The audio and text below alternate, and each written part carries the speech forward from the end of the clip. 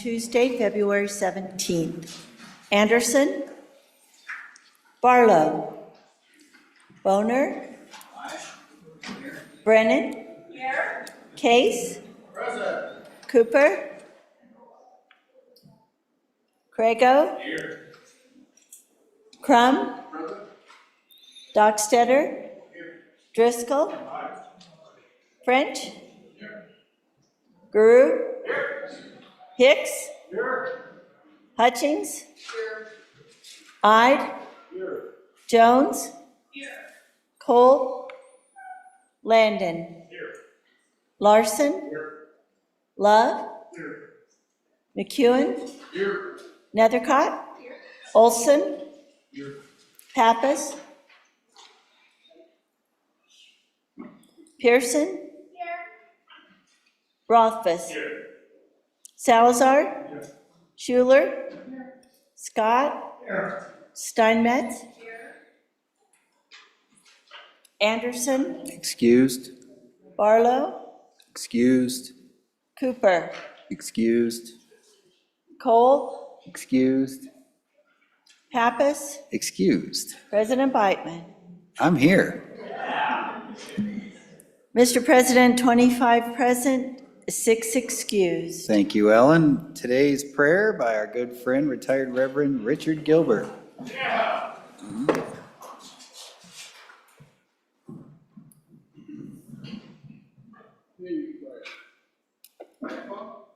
Eternal God and personal Creator, we believe, we trust, you hear when your people pray, and so we are grateful and seek to be faithful.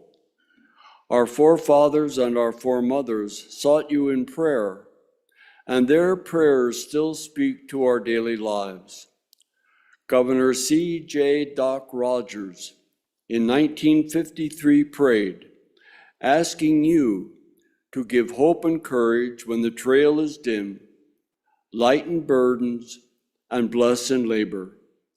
He invited your blessing on the legislators who chart the course, point the way, raise the revenue, make apportionments, rules of procedure, and exact laws which govern the people. Theirs and yours is a great and far-reaching responsibility. How it seems the prayers of the past are pertinent for the present. Dates change, duties remain similar. Cultures shift, love endures. So may the constant and current God, who is the same yesterday, today, and forever, lighten your burdens, bless your labors, and give you hope and courage, even when the trail is dim. And so we humbly and honestly pray. Amen. Senator Love, will you lead us in the pledge? Allegiance to the flag of the United States of America, and to the republic for which it stands, one nation, under God, indivisible, with liberty and justice for all.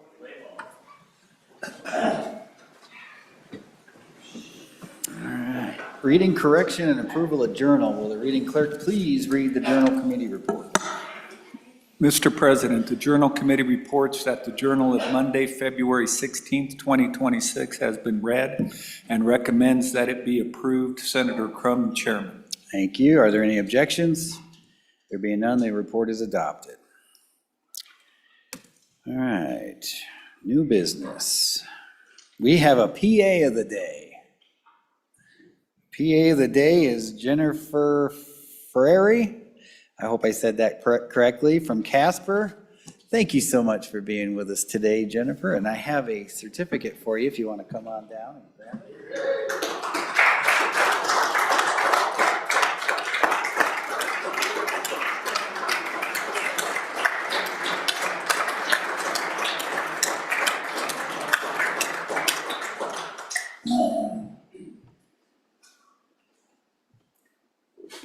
All right, Senator Boner.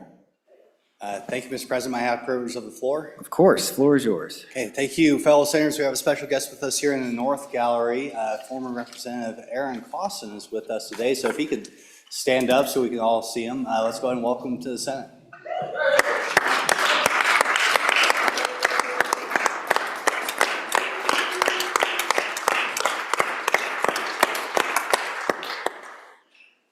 Good to see a fellow classmate of the class of 2017.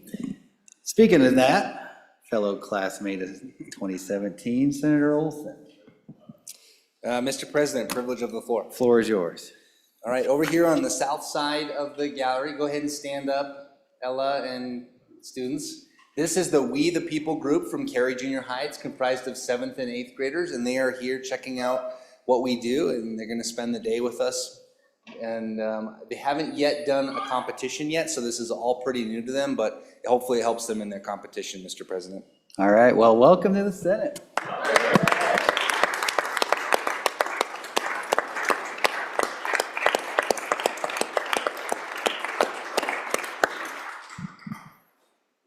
Okay, let's not teach them any bad habits. Senator Landon. Mr. President, may I have privilege of the floor, please? Floor is yours. Thank you very much. I just wanted to real quickly acknowledge our PA of the day. She is a friend and a constituent of mine. Her son, Wheaton, grew up in my house, and my son, Zach, our son, Zach, grew up in her house. So it's kind of fun to have her here in the capacity she's in, and it's great to see her. So a special shout out to Jennifer. Thank you. All right, here, Appreciate here. it.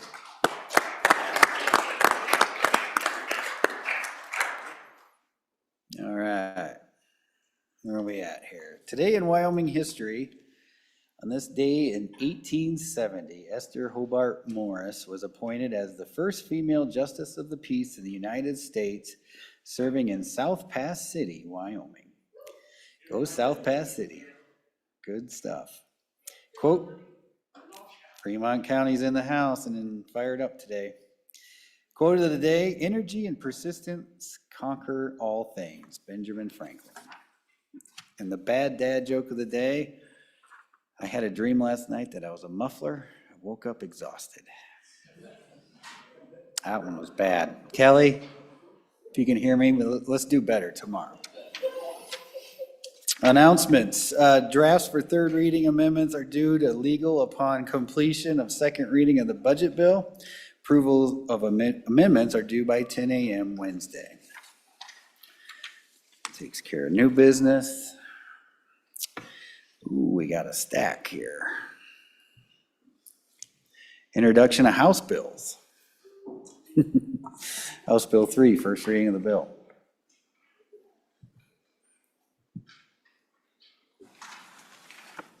House Bill 3, Wyoming Pregnancy Centers, Autonomy and Rights, sponsored by Labor, passed 49 aye, 12 no, 1 excused. House Bill number 3 is referred to Committee number 10, Labor. House Bill 4, first reading of the bill. House Bill 4, Birthing Centers, Medicaid Coverage, sponsored by Labor, passed 58 aye, 3 no, 1 excused. House Bill 4 is assigned to Committee number 10, Labor. House Bill 35. House Bill 35, engrossed, firefighters paid leave and hazard pay, sponsored by Appropriations, passed the House 61 aye, 1 excused. Thank you. House Bill 35 is assigned to Committee number 2, Appropriations. House Bill 34, first reading of the House Bill. House Bill 34, engrossed, firefighters retirement plan, sponsored by Appropriations, passed 61 aye, 1 excused. House Bill 34 is assigned to Committee number 2, Appropriations. House Bill 105, first reading of the bill. House Bill 105, engrossed, K through 12 school facilities appropriations 2, sponsored by Appropriations, passed 61 aye, 1 excused.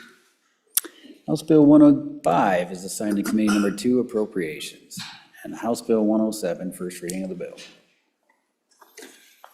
House Bill 107, engrossed, local government distributions, sponsored by appropriations, passed 61 aye, 1 excused. House Bill 107 is assigned to Committee Number 2, Appropriations. Reports from standing committees. I'm sorry, I didn't see you there, Senator. Mr. President, dated February 16th, 2026, your Committee Number 1 Judiciary, to whom was referred Senate File 56, Kratom Product Regulation, respectfully report same back to the Senate with the recommendation that it do pass as amended, voting aye, Senators Crago, Crum, Colt, and Olson, excused Senator Hicks, signed Senator Olson, Chairman. Mr. President, dated February 17th, 2026, your Committee Number 6, Travel, Recreation, Wildlife, and Cultural Resources, to whom was referred Senate File 66, Donated Hunting Licenses Amendments, respectfully report same back to the Senate with the recommendation that it do pass, voting aye, Senators Boner, Hicks, Jones, Landon, and Schuler, signed Senator Landon, Chairman. Mr. President, your Committee Number 6, Travel, Recreation, Wildlife, and Cultural Resources, dated February 17th, 2026, to whom was referred Senate File 43, Conservation District Supervisor Contracting, respectfully report same back to the Senate with the recommendation that it do pass, voting aye, Senators Boner, Hicks, Jones, Landon, and Schuler, signed Senator Landon, Chairman. Mr. President, dated February 17th, 2026, your Committee Number 6, Travel, Recreation, Wildlife, and Cultural Resources, to whom was referred Senate File 27, Leashed Dogs for Tracking Black Bear, respectfully report same back to the Senate with the recommendation that it do pass, voting aye, Senators Boner, Hicks, Jones, Landon, and Schuler, signed Senator Landon, Chairman. Thank you, Tom. Senator Salazar. Can I have personal privilege, Mr. President? Yes, sir. Floor is yours. Honorable Senators, I have a friend in the gallery today, Miss Amy Benning, who I served with on the CERC, the State Emergency Response Commission. She was chairwoman of that commission under Homeland Security, and an incredible woman and public servant. And if you could give her a Senate welcome, I'd appreciate it.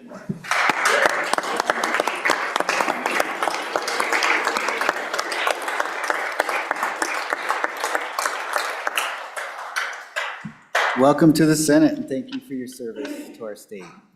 Senator Olson. Yes, Mr. President, I have a re-referral. Absent objection, I would like to re-refer Senate File 56, Kratom Products Regulation, to Committee Number 2, Appropriations. Thank you. Absent objection, it is so ordered. Senate File 56 has been re-referred to Committee Number 2, Appropriations. Anybody else have a privilege of the floor before we go in the second? Seeing none. All right, second reading, third reading. Oh, yeah, that's right. We're skipping around this morning.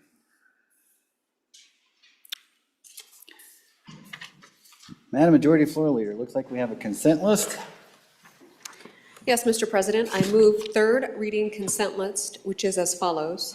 Senate File 5, Hospital Bankruptcy Proceedings. Senate File 6, Eligibility for Medicaid Criteria. And Senate File 17, Good Neighbor Authority Amendments. Thank you. Anybody like any of these bills removed? Senator Case. Thank you, Mr. President. Please remove Senate File 6. Okay. Eligibility for Medicaid criteria. Senate File 6 has been removed from the consent list. Okay. Haven't been read 3 separate times.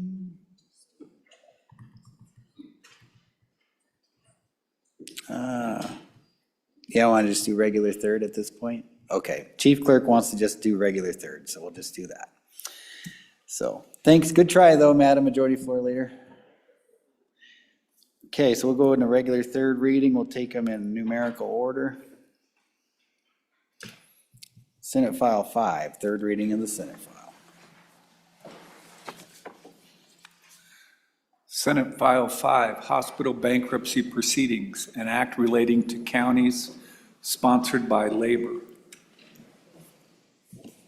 Okay. There are no amendments. Any discussion on the bill? Seeing none, Chief Clerk, having been read 3 separate times, the question is, shall the bill pass the Senate? The Chief Clerk will call the roll. Third reading roll call, Senate File 5. Anderson? Aye. Barlow? Aye. Boner? Aye. Brennan? Aye. Case? Aye. Cooper? Aye. Crago? Aye. Crum? Aye. Dockstader? Aye. Driscoll? Aye. French? Aye. Guru?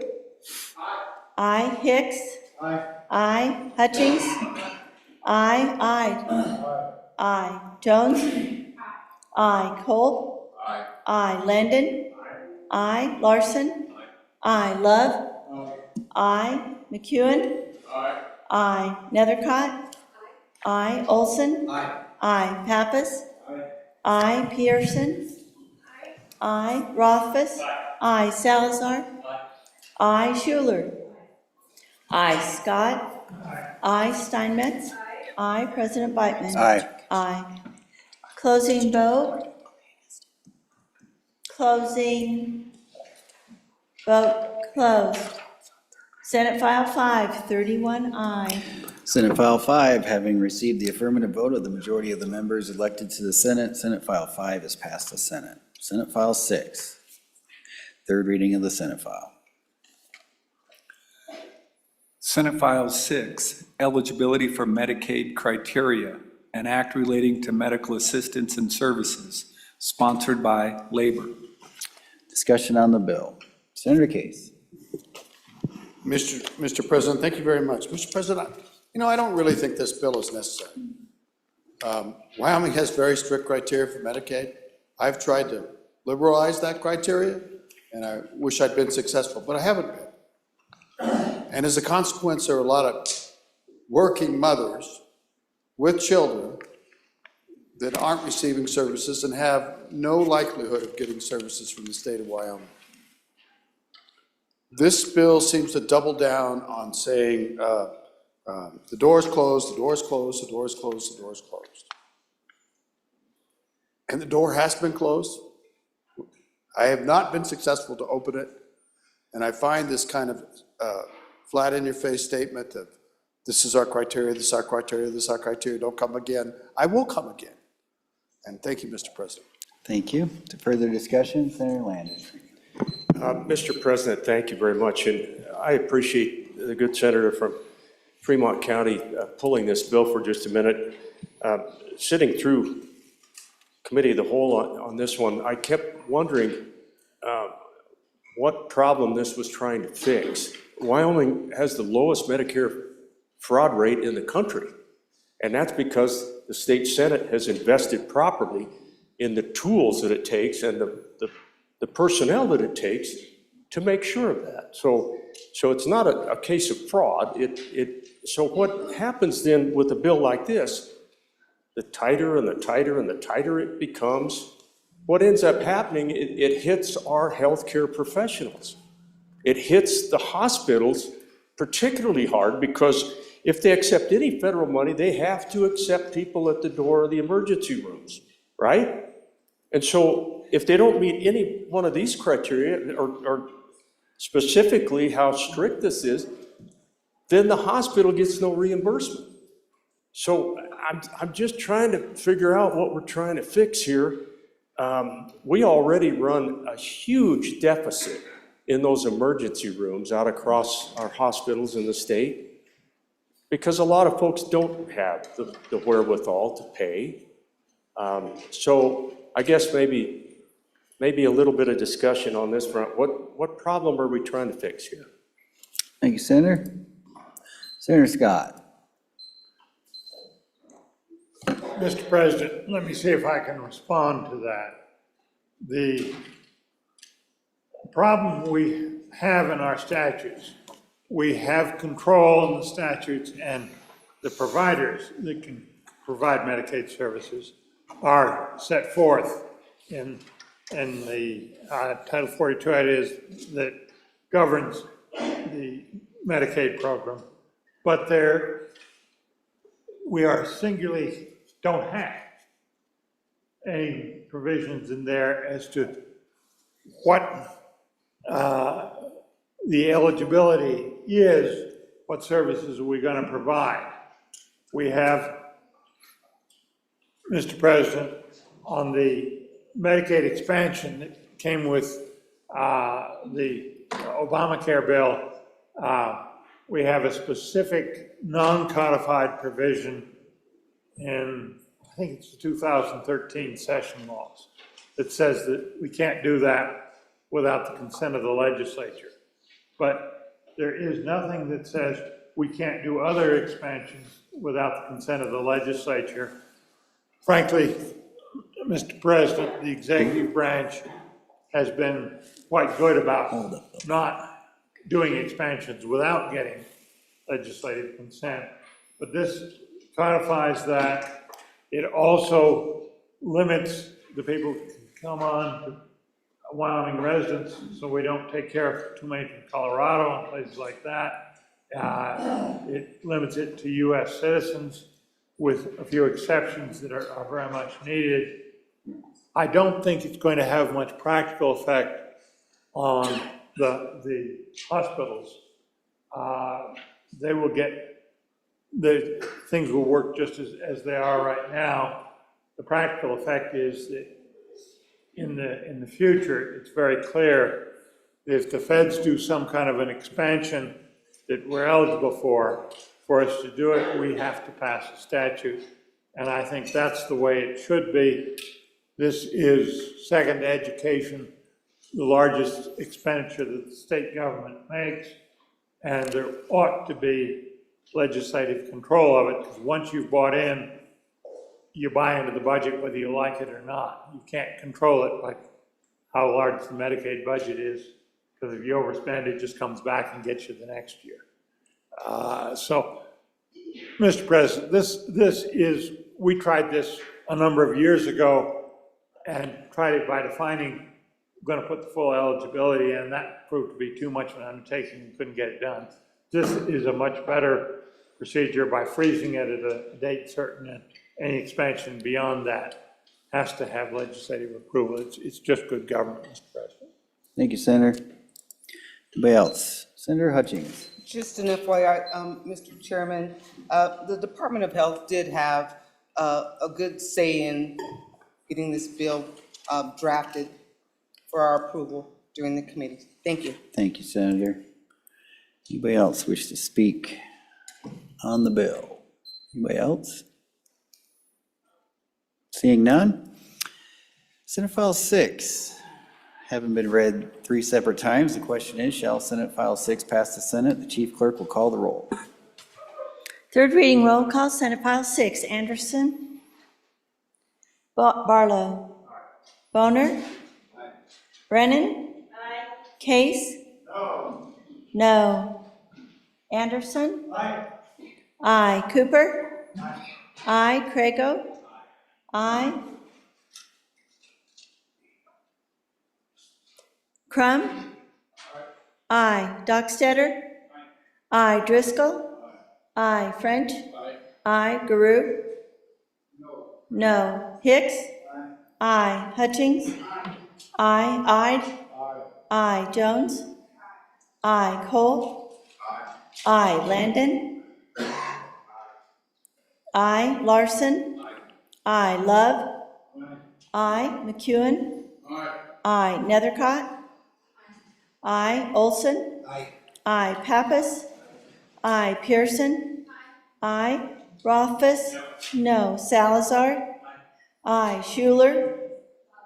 Aye. Scott. Aye. Steinmetz. Aye. President Beitman. Aye. Aye. Closing vote. Closing. Vote closed.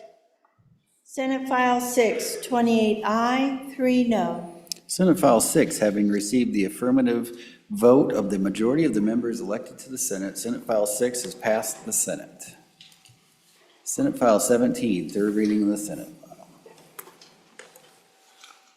Senate File 17, Good Neighbor Authority Amendments, an act relating to state lands, sponsored by Natural Resources. Thank you. Discussion on the bill? There are no amendments, no discussion. Senate File 17, having been read 3 separate times, the question is, shall the bill pass the Senate? The chief clerk will please call the roll. Third reading roll call, Senate File 17, Anderson? Aye. Barlow? Aye. Boner? Aye. Brennan? Aye. Case? Aye. Cooper? Aye. Crago? Aye. Crum? Aye. Dockstetter? Aye. Driscoll? Aye. French? Aye. Guru? Aye. Hicks? Aye. Hutchings? Aye. Ide? Aye. Jones? Aye. Cole?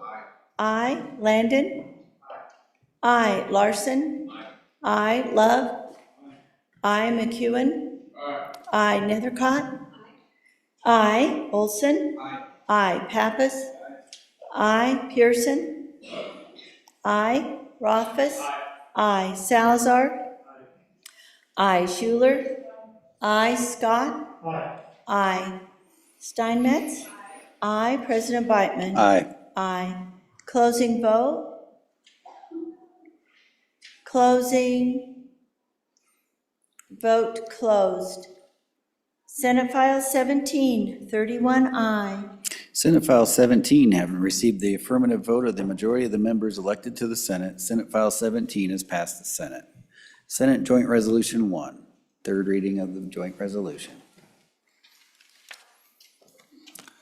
Senate Joint Resolution 1, a joint resolution requesting Congress to introduce a bill and enact a law to amend the Federal Mineral Leasing Act to authorize the state of Wyoming to administer and manage mineral leasing on federal lands located in Wyoming, sponsored by Natural Resource Funding. Looks like there's an amendment or two. Could the reading clerk please read in the first amendment?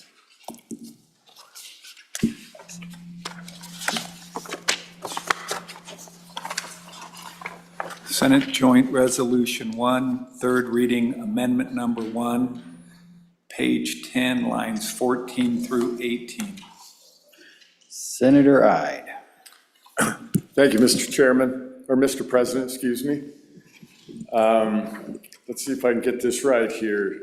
I move third reading amendment number 1 to Senate Joint Resolution number 1 and ask for your favorable consideration. So all we're doing here, I've got a couple amendments. It's from the amendment that came out of the Minerals Committee. The original bill's out of the Select Federal Natural Resources Committee. Really, all I'm trying to do here, there's two one-sentence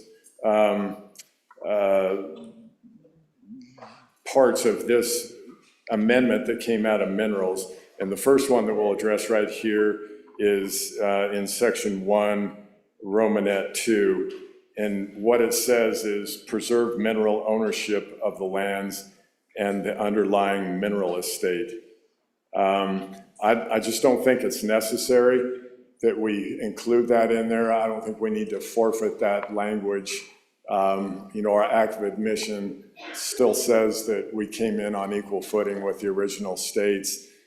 There's nothing in this bill that even addresses the fact of the federal ownership. We're just talking about the leasing of the ownership, so of their current ownership, and that may change 100, 200 years from now. So I don't think the language is necessary, and I ask for your favorable consideration. Thank you, Mr. Chairman. Thank you, Senator. Discussion on the amendment.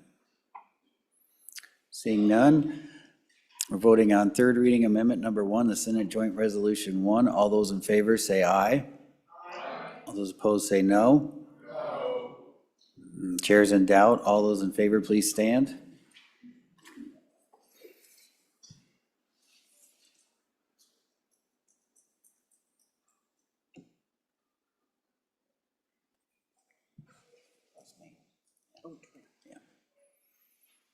Okay, all those opposed?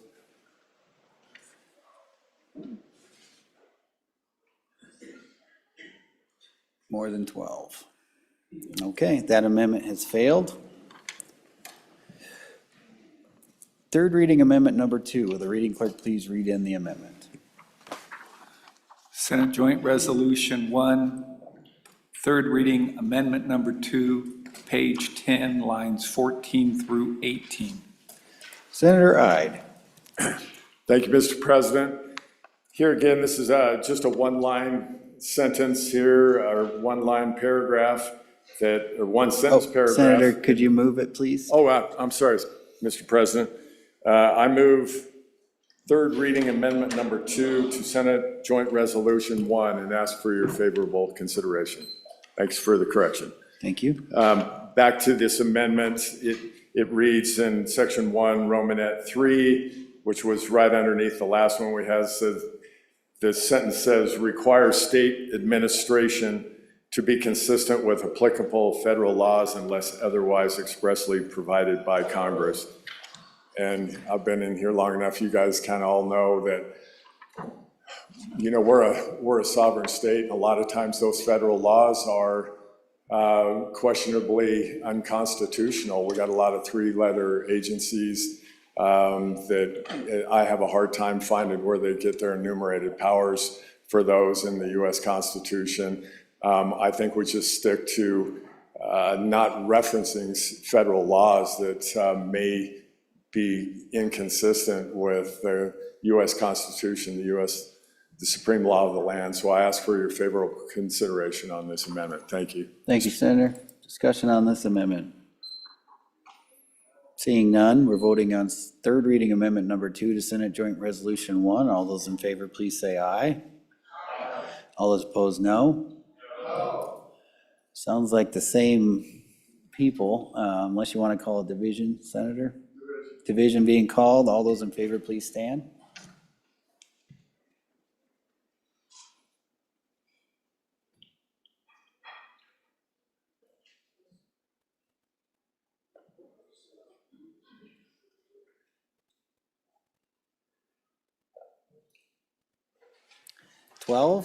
Man, my ears are good today.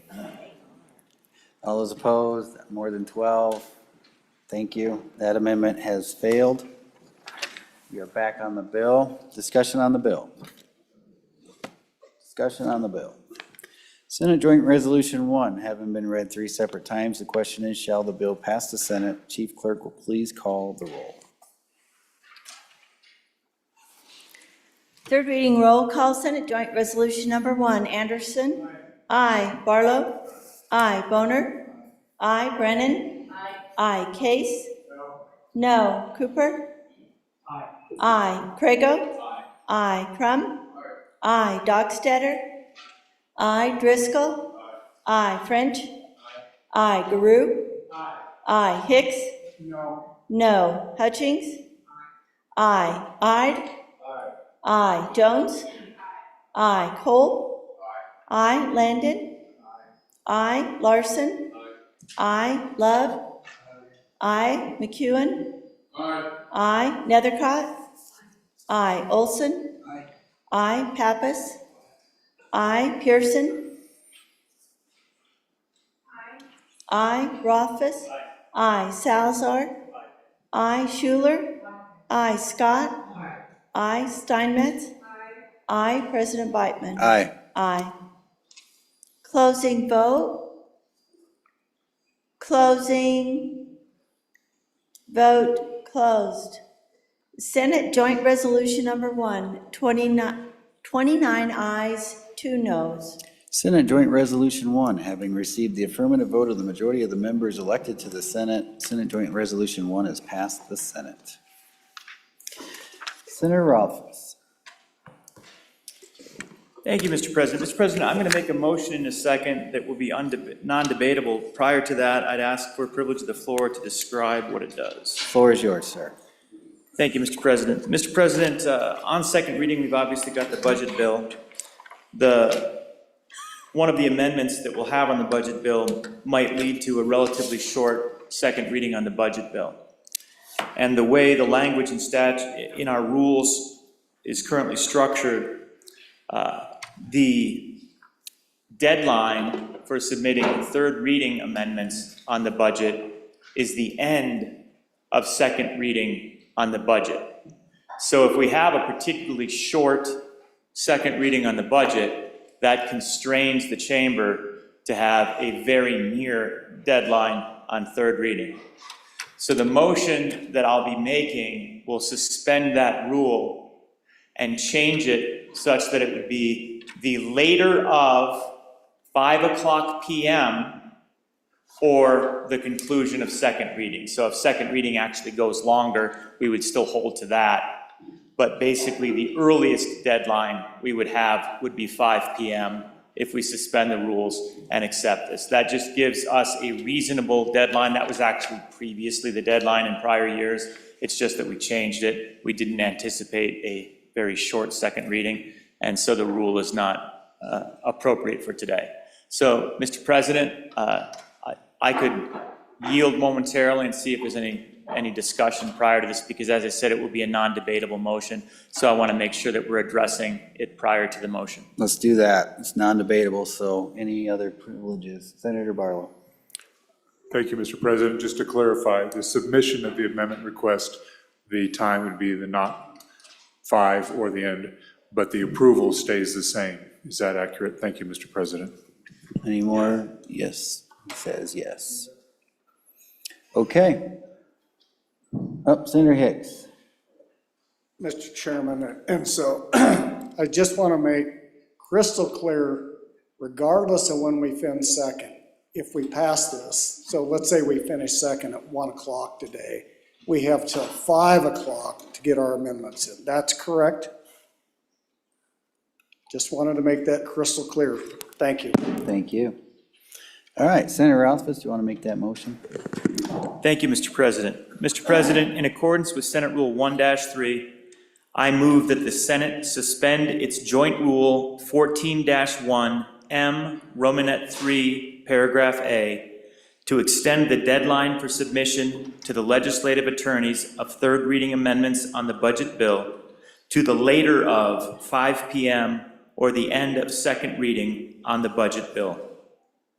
Thank you. You have heard the motion pursuant to Senate Rule 1-3. Suspension of the Senate rules requires a 2/3 vote of the members duly elected. This motion is not debatable. Would the chief clerk please call the roll? Suspension of the rules, roll call vote. Anderson. Aye. Barlow. Aye. Boner. Aye. Brennan. Aye. Case. Aye. Cooper. Aye. Crago. Aye. Crum. Aye. Dockstetter. Aye. Driscoll. Aye. French. Aye. Guru. Aye. Hicks. Aye. Hutchings. Aye. Ide. Aye. Jones. Aye. Cole. Aye. Landon. Aye. Larson. Aye. Love. Aye. McEwen. Aye. Nethercott. Aye. Olson. Aye. Pappas. Aye. Pearson. Aye. Rothfuss. Aye. Salazar. Aye. Schuler. Aye. Scott. Aye. Steinmetz. Aye. President Weitman. Aye. Aye. Closing vote. Closing. Vote closed. 31 aye.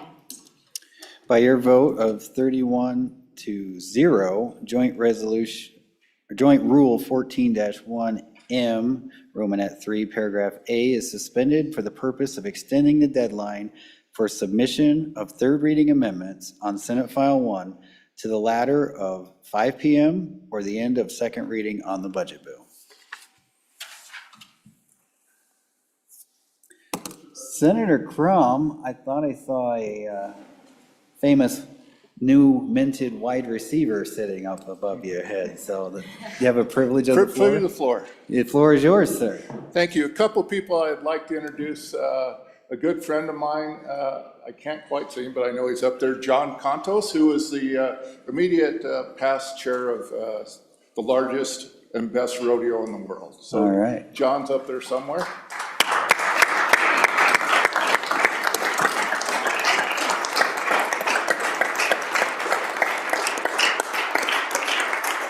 And then Mr. Chairman, I'd like to introduce my son Frank, who plays for a little football team just south of the border.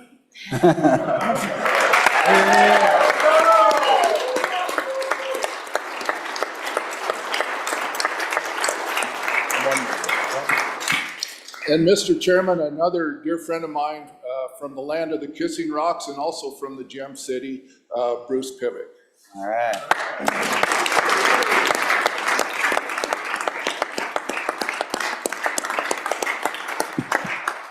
Welcome all to the Senate.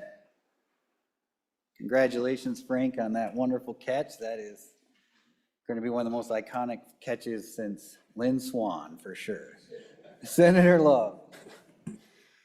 Mr. President, privilege of the floor. The floor is yours. Standing above us, I believe we have the 4th grade class from Carpenter Elementary. They started to exit, but Mrs. Rudd is here with her kids today. All right. Well, welcome to the Senate.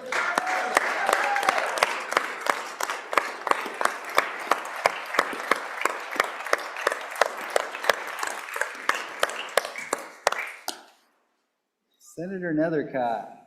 Mr. President, thank you. Privilege of the floor. The floor is yours. Thank you. The good Senator Crum did a wonderful job of introducing his highly talented son and longtime dear friend, Mr. Contos. But I would be remiss to identify Mr. Contos again, that John Contos was one of the finest Cheyenne Frontier Days chairmen we've ever had. And so with us today are 2 outstanding cowboys celebrating both sides of our Wyoming culture of UW football and rodeo, and the daddy of them all. All right. So, thanks for being here.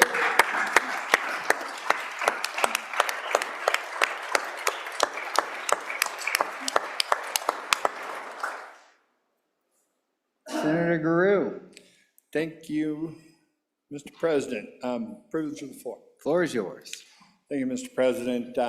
You know, we all in our communities have lots of folks who do community service and are indispensable members. That gal or fella who just is the one you always lean on, the one you always know, hey, can always count on to be a part of that committee or whatever it is that you're looking for. Maybe served on a school board, maybe served and had a successful business. Well, in my town, we got one of those. And he's sitting in the audience today, and his name is Zia Yazrobli. He's president of Y2K Consultants, works around the state, works on committees for the University of Wyoming, like I say, a former school board member, and he's sitting right there. Welcome, Zia Yazrobli, please. All right.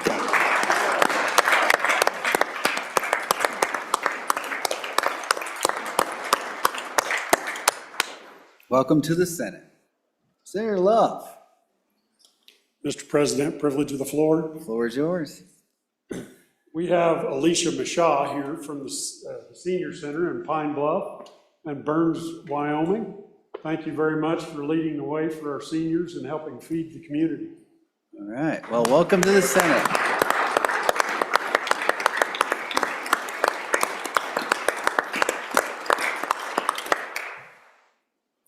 Okay. All right. It's time to strap in and let's go. Bill's on second reading. Budget bill. Oh, Senator Hutchings, do you have? I have a privilege, Mr. President. Sure. Looking over the budget amendments, I just want to say how grateful I am to our Appropriations Committee for all the hard work, the long hours, and I call it your eyes bleeding, your ears bleeding, listening to the constant requests for more and more and more. I appreciate what they did, and I like what they did. So I just wanted the body to know that, yes, we have the right to go in and make this budget whatever we want. But we have to remember that the other side has to agree. Last year, we didn't get that done. It didn't happen. We didn't get a budget. And I'm a little concerned that that may happen this year. I was brought up with the idea that you can't always have everything you want. When you come to the appropriations with your pockets full of money and you ask for more, and they say, okay, we're gonna not give you everything you want, but maybe half of it, and then kind of spread it over a couple years, I think that's wise. I think it's prudent. I just wanted to get that out into the atmosphere, that I really, really appreciate the Joint Appropriations Committee for the work they did. Thank you. Senator. Members, we have a corrected copy of second reading amendment number 7, so make sure you look through your amendments folders. And this is the corrected copy, so throw away your old copy. There will be a corrected copy for amendment 7 to avoid confusion when we get there. Okay, let's go. Senate File 1, second reading of the bill.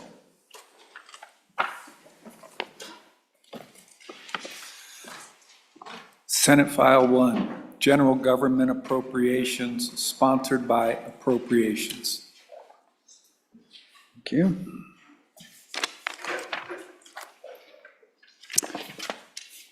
There are amendments. Senate, second reading amendment number 1. Clerk, read it in, please. Senate File 1, second reading amendment number 1. Page 5, line 7. Thank you. Senator Driscoll. Thank you, Mr. President. I move for adoption of second reading amendment number 1 to Senate File 1. Last speaker took part of my words. It's really good. You know, our body folks is here to represent our side of things, and we'll negotiate it out. This amendment, folks, is the BBA, big beautiful amendment. This takes us back to the governor's rec. And you know, from my end, I'm going to tell you, I sit on approach. As we went through it, the governor handed us a budget that was balanced, that went across the board and was well thought out. And we ended up at a place, I think, that a lot of the body, I felt, as I talked to them, didn't think it actually was where it's at. Hence, bringing this back. Folks, this does not mean we're at governor's rec. We have third reading to do whatever we need to do on it. What this is as we go into the body, a policy decision for the Senate and the state of Wyoming of where we're looking going forward, if we're going to look in a forward light and try to build on what is there, or we try to cut in a time of wealth. And that's the way I look at it. I'm not going to say a lot more other than please bring your changes that you see. Everyone has a full way to do it on third reading. Please resist dividing this amendment. It will lead to a lot of time. You can do any changes you want to this amendment on third cutting or on third reading, but it either passes or doesn't pass this body, and we will build up or down or sideways from there via your third reading amendments. If we start dividing and getting into it, it's going to get pretty hard. So I thank all of you for your patience on it. Like I said, I think the Senate needs to speak strongly as to what they feel is important to them. And this is our chance through second and third reading amendments. Thank you. I'd ask for your favorable consideration. Discussion on the amendment. Senator Salazar. Thank you, Mr. President. First of all, I want to thank the senator for her comments with regard to the Appropriations Committee. It was long, 2 weeks in December, 2 weeks in January. I will simply say this. This is the process. I said it last year, a year ago, when we were dealing with the supplemental, that this is your budget. That doesn't mean I'm not going to fight for what I believe in. I will be a no vote on this amendment. I think everyone here understands my views on the Wyoming Business Council. I can be accommodating, I'm flexible, but there are certain things that I do not believe in. And so we have a number of amendments today. I'm not going to stand up every time and give my view. Clearly, I see where this body is going, but I want to thank the Senate Appropriations Committee for their work. It was not in vain. We had the ability to voice our views on these issues. I knew from day one that we were going to, that the budget bill was going to be changed. I knew that. The question is how much, so we are going to do that today. But I wanted my views known, Mr. President. I will not be supporting this amendment, and I will be fighting for those specific ideas and issues that I feel strongly about. Thank you. Thank you, Mr. Chairman. Further discussion, Senator Pearson. Thank you, Mr. President. I will be a no vote on this amendment as well. What we forget to acknowledge is that the budget is decided on jointly between two bodies. And they worked really hard for 2 months trying to make decisions as far as what is best for the state of Wyoming. So for this body just to decide a different way, I think it doesn't look good on our body, but it also doesn't look good to the taxpayers who paid for the Joint Appropriations Committee to meet for 2 months. Thank you, Mr. President. Thank you, Senator. Further discussion on the amendment? Senator Nethercott. Thank you, Mr. President, good senators. To the members of the Appropriations Committee, and particularly the Senate Appropriations Committee, it is a tireless, exhausting, and brutal task to prepare a joint budget. And I thank you for the sacrifices you made during a critical time of year, during December, right before the holidays, away from your families, to travel down in December and January during those difficult times. As your chairman indicated, that work is not in vain, and we are grateful for the work that you have provided to us today. We are proud of your roles on that committee. The sponsors of that amendment and the people of Wyoming have spoken. And they said, fund our future. And they said, fund our only state university. They said these cuts feel punitive and retaliatory. That's what my constituents said, and that's what I heard.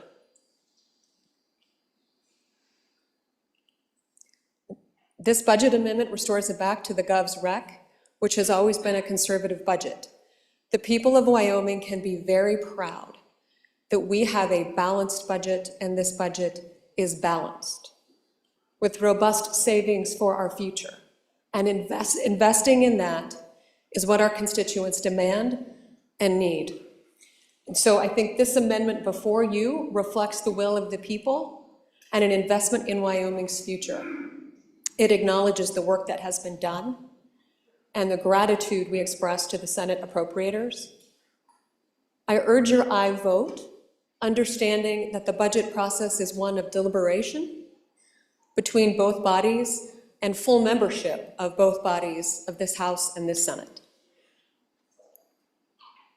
I urge your aye vote for the future of Wyoming and to tell the people we are, in fact, open for business.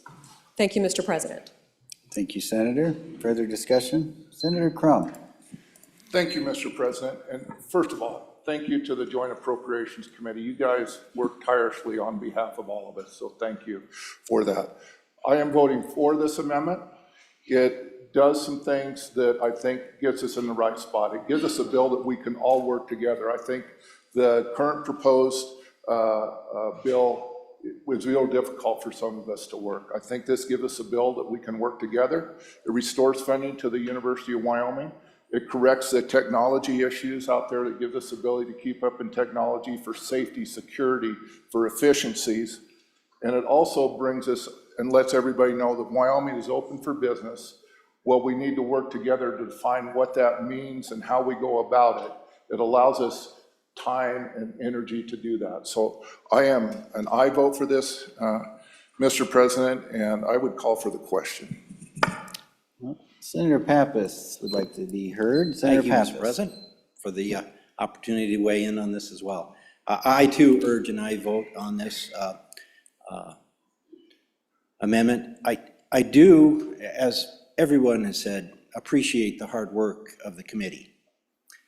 There's folks on that committee that have worked tirelessly, and I understand that we have differences of opinion. The decisions they made, the votes that they made, I'm sure they truly believed in. Frankly, those are not the decisions I think are appropriate for my constituents. My constituents, at least the ones that I've spoken with, think differently than the decisions that were made in the Appropriations Committee. So I have to respect what my constituents are speaking to me about. And Senator from the back of the room made it perfectly clear that the folks, at least here in Laramie County, at least in my particular district, think the same way. We need to invest in our future, invest in the things that we want, or else this place won't be here for my grandchildren. We need to make sure that things are funded properly. I believe in limited government. And when we decide what that government should be, we need to fully fund it correctly. And I believe that the governor's budget does that and allows for appropriate savings. So on and for the amendment. Senator, let's go back around the room this way. Senator Ide. Yeah, thank you, Mr. President. Just everybody remember, when the state spends, they get a larger fraction of the economy, and the citizens get a smaller fraction. Thank you, Mr. President. Thank you, Senator. Let's go over to Senator Anderson next. Mr. President, I'm for this big, beautiful amendment. I want to remind you that our JAC did a tremendous job on this for 4 weeks, but the governor's office started on it in July and worked on it for months to get a proper balanced budget. So we owe them a thanks of gratitude also for the work they put in to a balanced budget amendment. And I like this one better. It's like the chairman said, we all have an opinion and we have a right to voice it. And my constituents like the governor's rec. Thank you. Thank you, Senator. Senator Guru.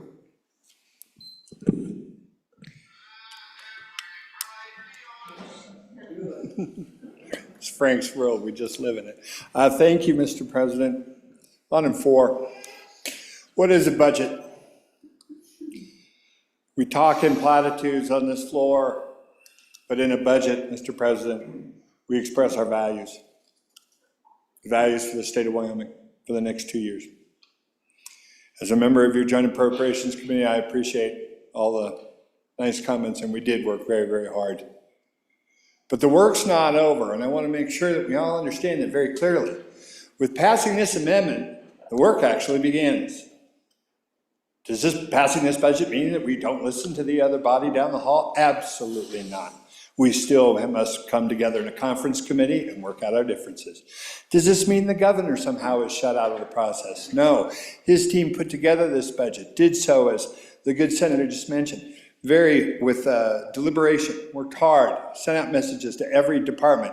Keep it down, keep it low, keep your number of employees low, give just the essentials, and that's what he gave us. But we'll be able to work and put our own imprint on this in third reading. If you've got a problem with one particular department and what they're doing, you've got to redress, and it's third reading. And we'll have the day to work through those amendments. I have 10 copies upstairs of the governor's budget that I will make available to anyone that doesn't want to do it online. And also I have a link that I'll send to each of you to be able to look through it to help facilitate any changes that need to be made. So this is far from the end. It's a beginning, and it's a beginning that will put us and put the Senate stamp on this, the full Senate stamp on this, so we can send it down the hall and be proud of it and reflect the views of the people of the state of Wyoming, Mr. President. That's what we're looking to do. Vote yes on the amendment. Thank you.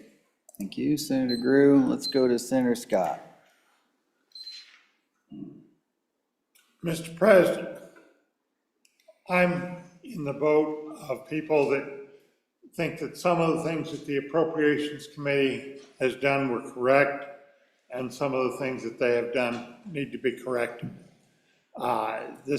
This amendment does spend a little more than I like, and I think there's some chance to make some correction. But on balance, on a lot of this, I think we'll save a lot of time voting for this amendment. I intend to vote for this amendment. And then on at least one of the areas where I feel strongly the other way, if somebody else doesn't bring an amendment on third reading, I will. I think that's the best procedure. So I would urge the Senate to pass this amendment. I think that'll get us in better shape, and then we can refine it further on third reading, because I think we are spending a little too much with this. Thank you, Senator. Senator Steinmetz. Thank you, Mr. Chairman. While my good fellow appropriator sitting next to me gave me a kind of an overview of what this amendment means, I think for those folks listening online, we owe it to the citizens and the taxpayers to understand exactly what we're voting on. So I would request from the bringer of the amendment that you go over what the effect to the general fund, federal funds, other funds, and the total effect of this amendment is, what restoring the governor's rec actually does. And so if you could provide that information for the citizens of the state of Wyoming, I would certainly appreciate it. Thank you. Senator Steinmetz. Anybody else for the sponsors? Senator Cole. Yeah, thank you, Mr. President. I think for me, this is a beginning point, a jumping off point on strategy on which way to go to end up where I think, frankly, my constituents are better off when we land. And so there's a lot of issues here, and it's not a simple question. It's complex. It has many components to it. As I have issues with the Business Council, not to say they get abolished, but there's issues there that I think need to be addressed.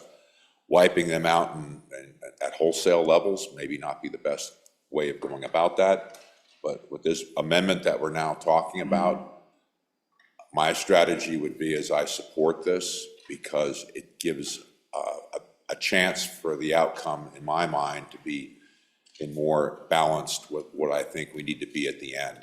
So once again, not a simple question. And I think people are going to think that at home. It's just a simple question. It's much more complex than that.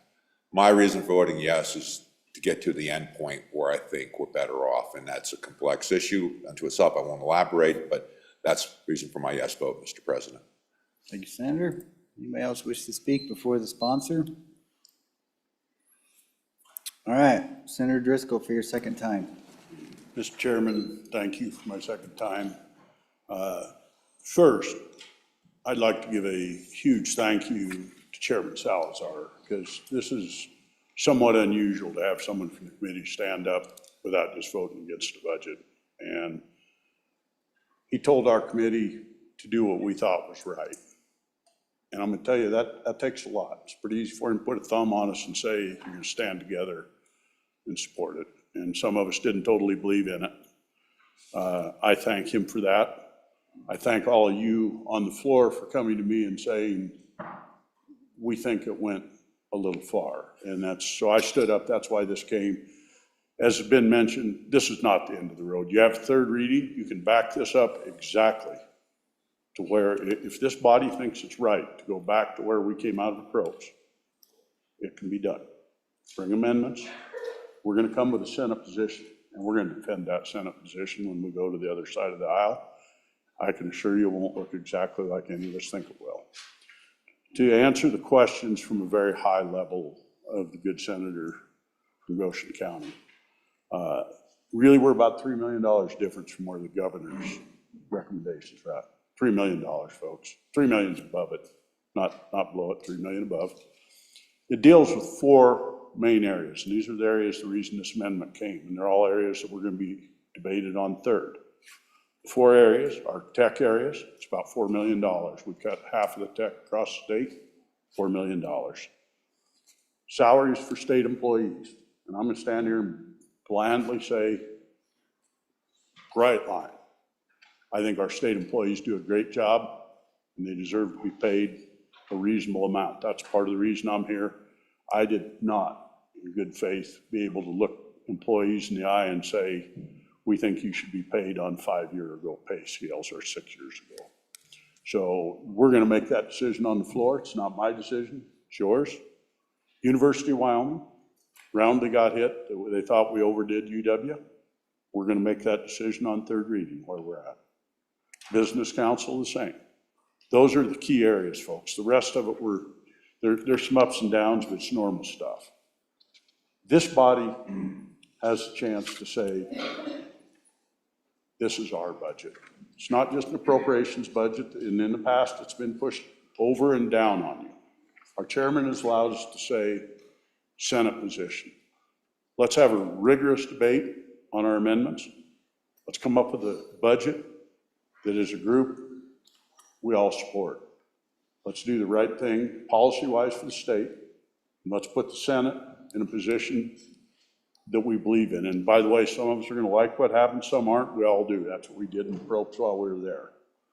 But this approach puts us to a true measure of policy for the Senate. I encourage you to support it. And one last time, please, no divisions on it.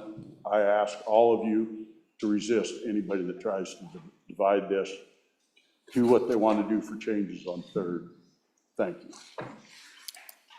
Okay, Chief Clerk will call the roll on second reading amendment number 1 to Senate File 1.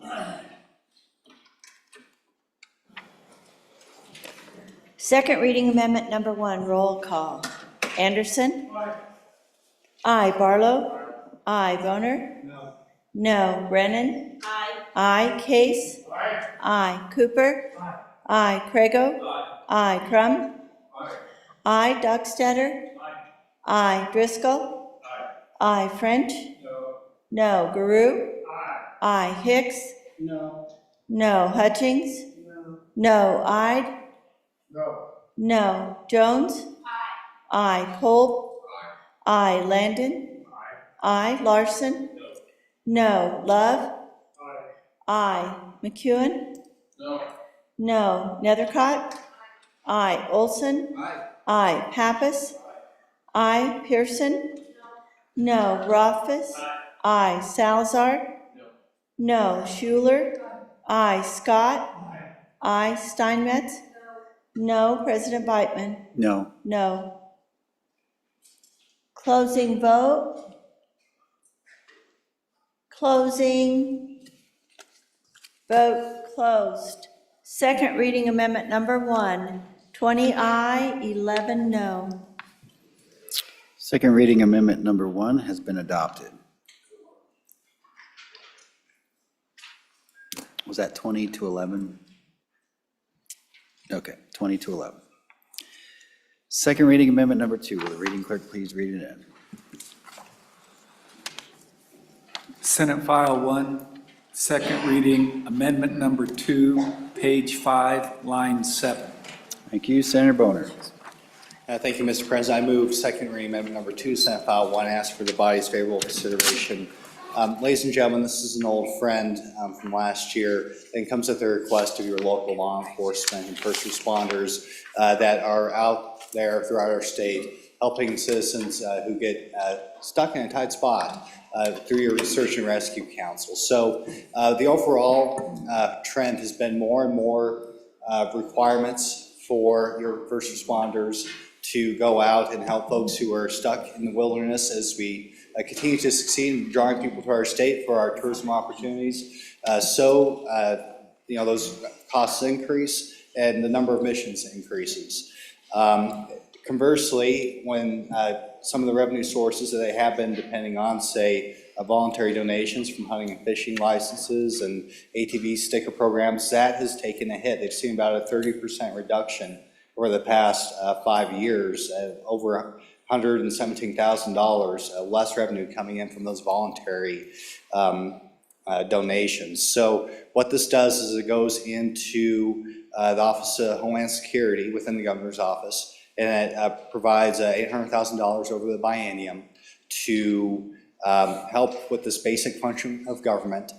It takes advantage of an existing process through the Search and Rescue Council, where they distribute funds as requested to help deal with some of these high-cost search and rescue operations. We heard about things like using helicopters, things like getting into some really tough terrain. Like I said, the requests for these services are becoming more and more prevalent, the expenses going up, and their revenue streams are drying up. So I think it's really important that we pass this amendment so we can continue to provide the same level of service that our citizens expect and our visitors expect as well when they come and enjoy our outdoors. So I hope I can earn your aye vote. Thank you.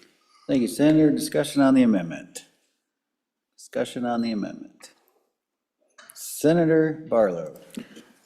Thank you, Mr. President. So my inquiry is, what money does the council already receive and distribute for these purposes? Thank you. Thank you.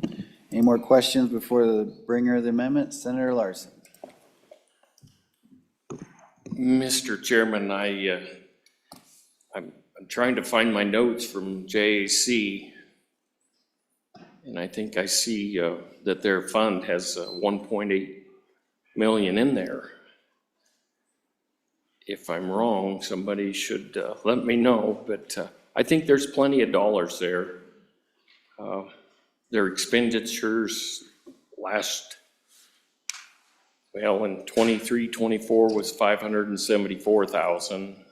25-26 was 248,000. But I think there's a lot of dollars there. Anybody else before the sponsor? Anybody else? Take them going once, going twice. All right, back to you, Senator Boner, for your second time. Okay, thank you, Mr. Chairman. Appreciate the answer there from our Appropriations Committee. The thing is, Mr. President, that this is what we see at the Search and Rescue Council is just one part of the overall picture. You have lots of local entities that are picking up these expenditures, so they're maybe hesitant to go through the Search and Rescue Council knowing that they may not have all the funds available to meet all the needs. So just bear that in mind as you vote on this, that they are seeing increasingly heavy burdens, and that is falling on your local first responders, your county sheriffs, and volunteer individuals who help with the Sheriff's Department. So hope you can vote aye. All right. This has an increase of appropriation, so roll call vote is required. Assistant clerk's loading it up as we speak.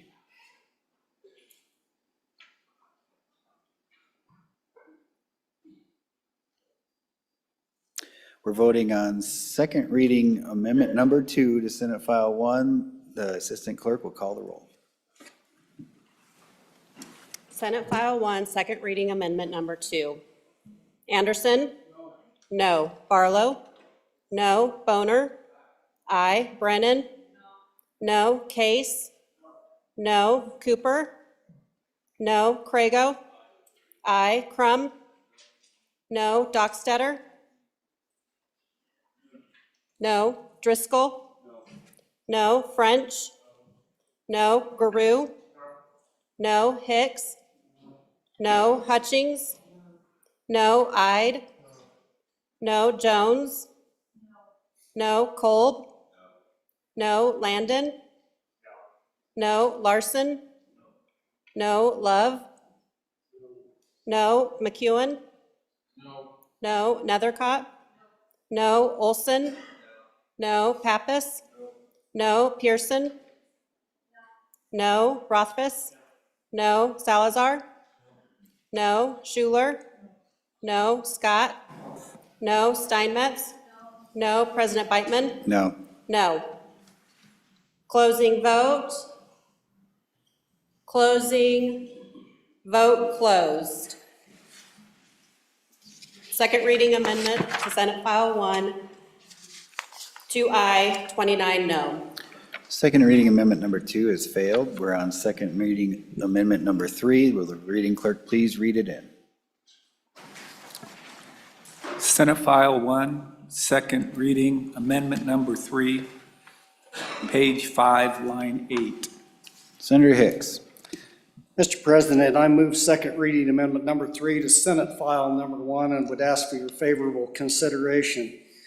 The effect of the amendment is JAC denied the governor's recommendation of another $1 million into the FNRPA. This reverses that decision and adopts the governor's rec, putting $1 million back into the FNRPA account.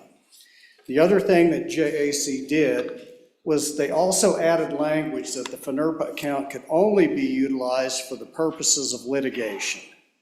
So, Mr. Chairman, the FNRPA account provides that funding. The FNRPA is for the Federal Natural Resource Policy account.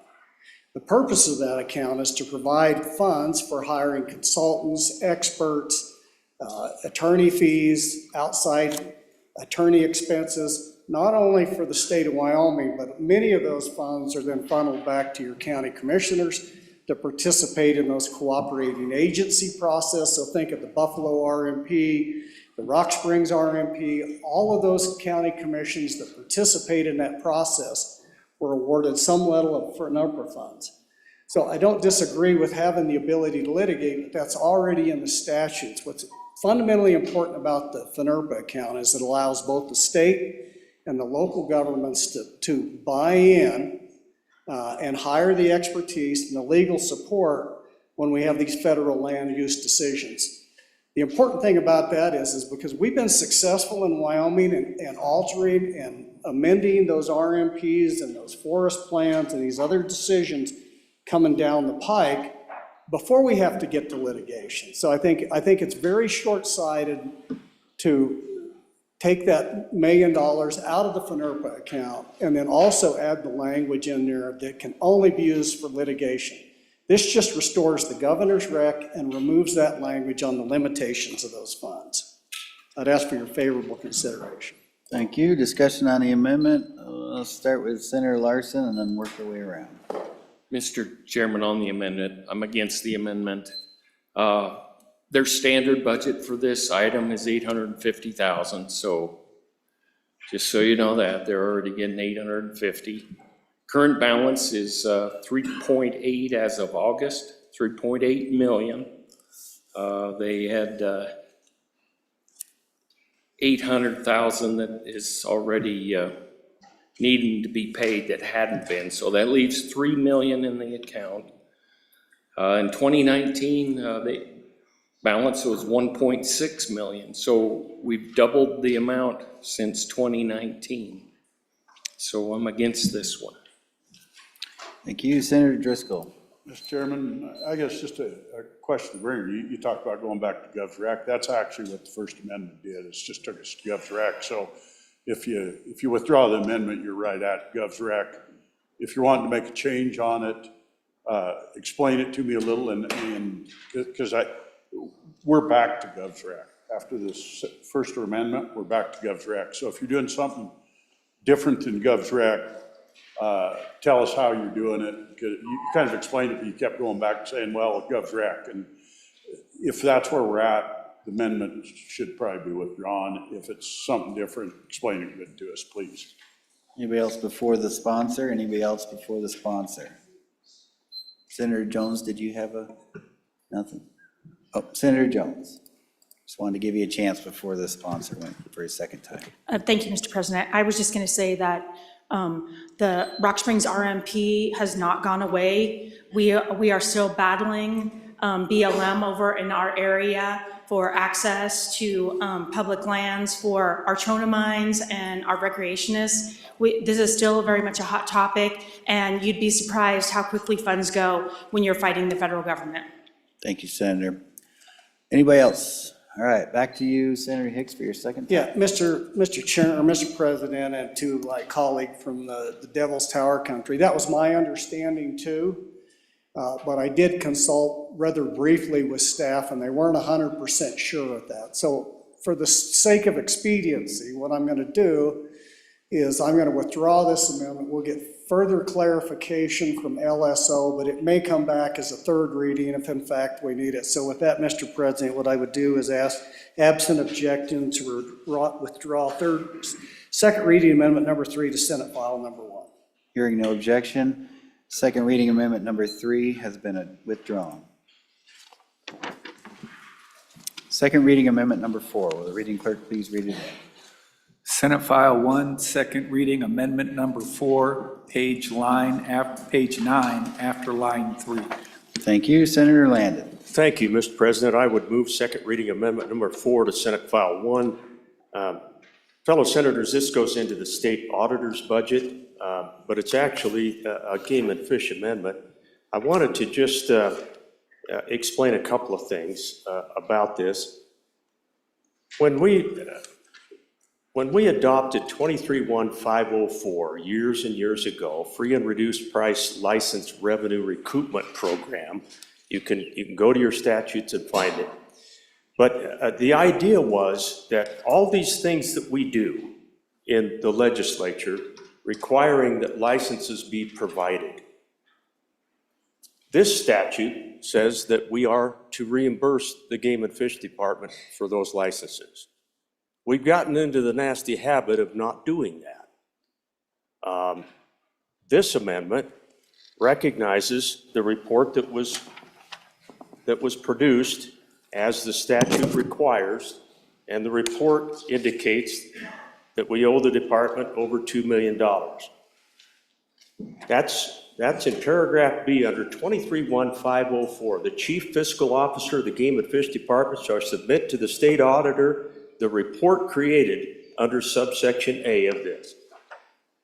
Upon receipt of the report under paragraph C and payment request, the state auditor shall transfer to the Game and Fish Fund the amount claimed on the payment request from funds appropriated for this program. Under paragraph D, the Game and Fish Commission shall prepare biennial budget requests prior to each budget session for the purpose of funding the free and reduced price license revenue recruitment program. Folks, we make these laws, we ought to abide by them. That's the reason for this amendment.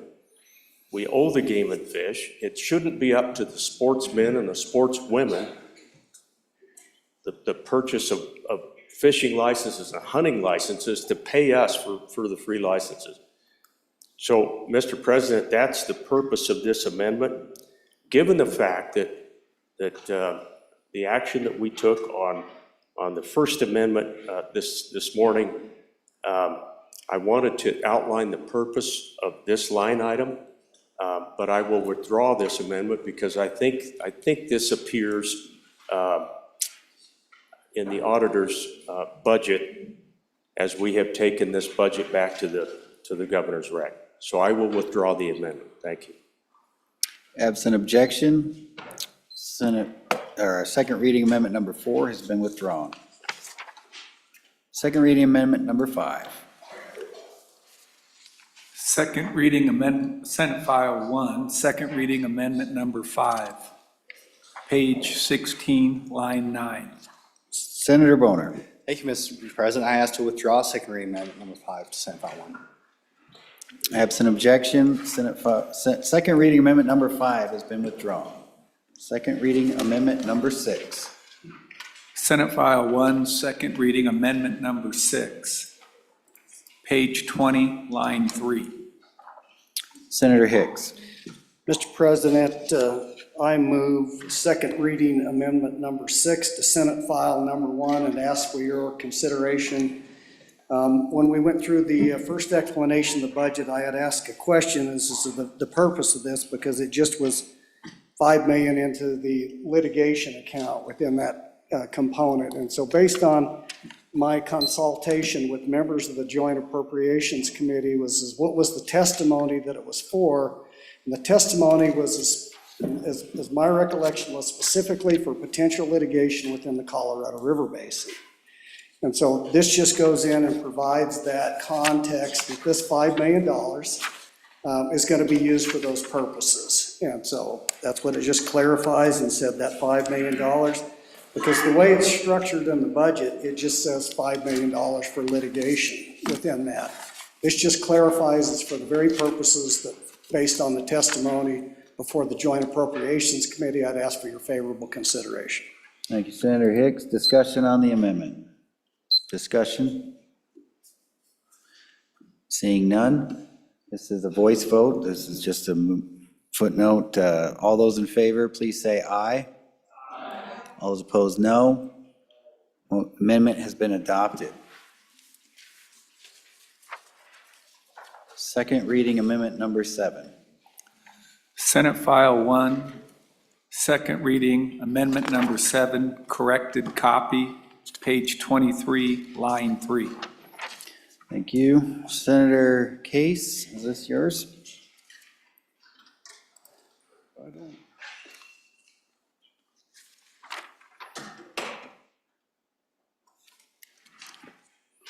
Mr. Chairman, or Mr. President, let's have it read in, I'll withdraw it. It's been read in. Then I asked to withdraw it, this was part of the governor's regs, thank you. All right. Absent objection, second reading amendment number 7 has been withdrawn. Second reading amendment number 8. Senate File 1, second reading, amendment number 8, page 23, line 16. Senator Driscoll. Thank you, Mr. Chairman. I move second reading amendment number 8 to Senate File 1 and ask for your favorable consideration. This is outside of the amendment, folks. This is a mirror across the hall.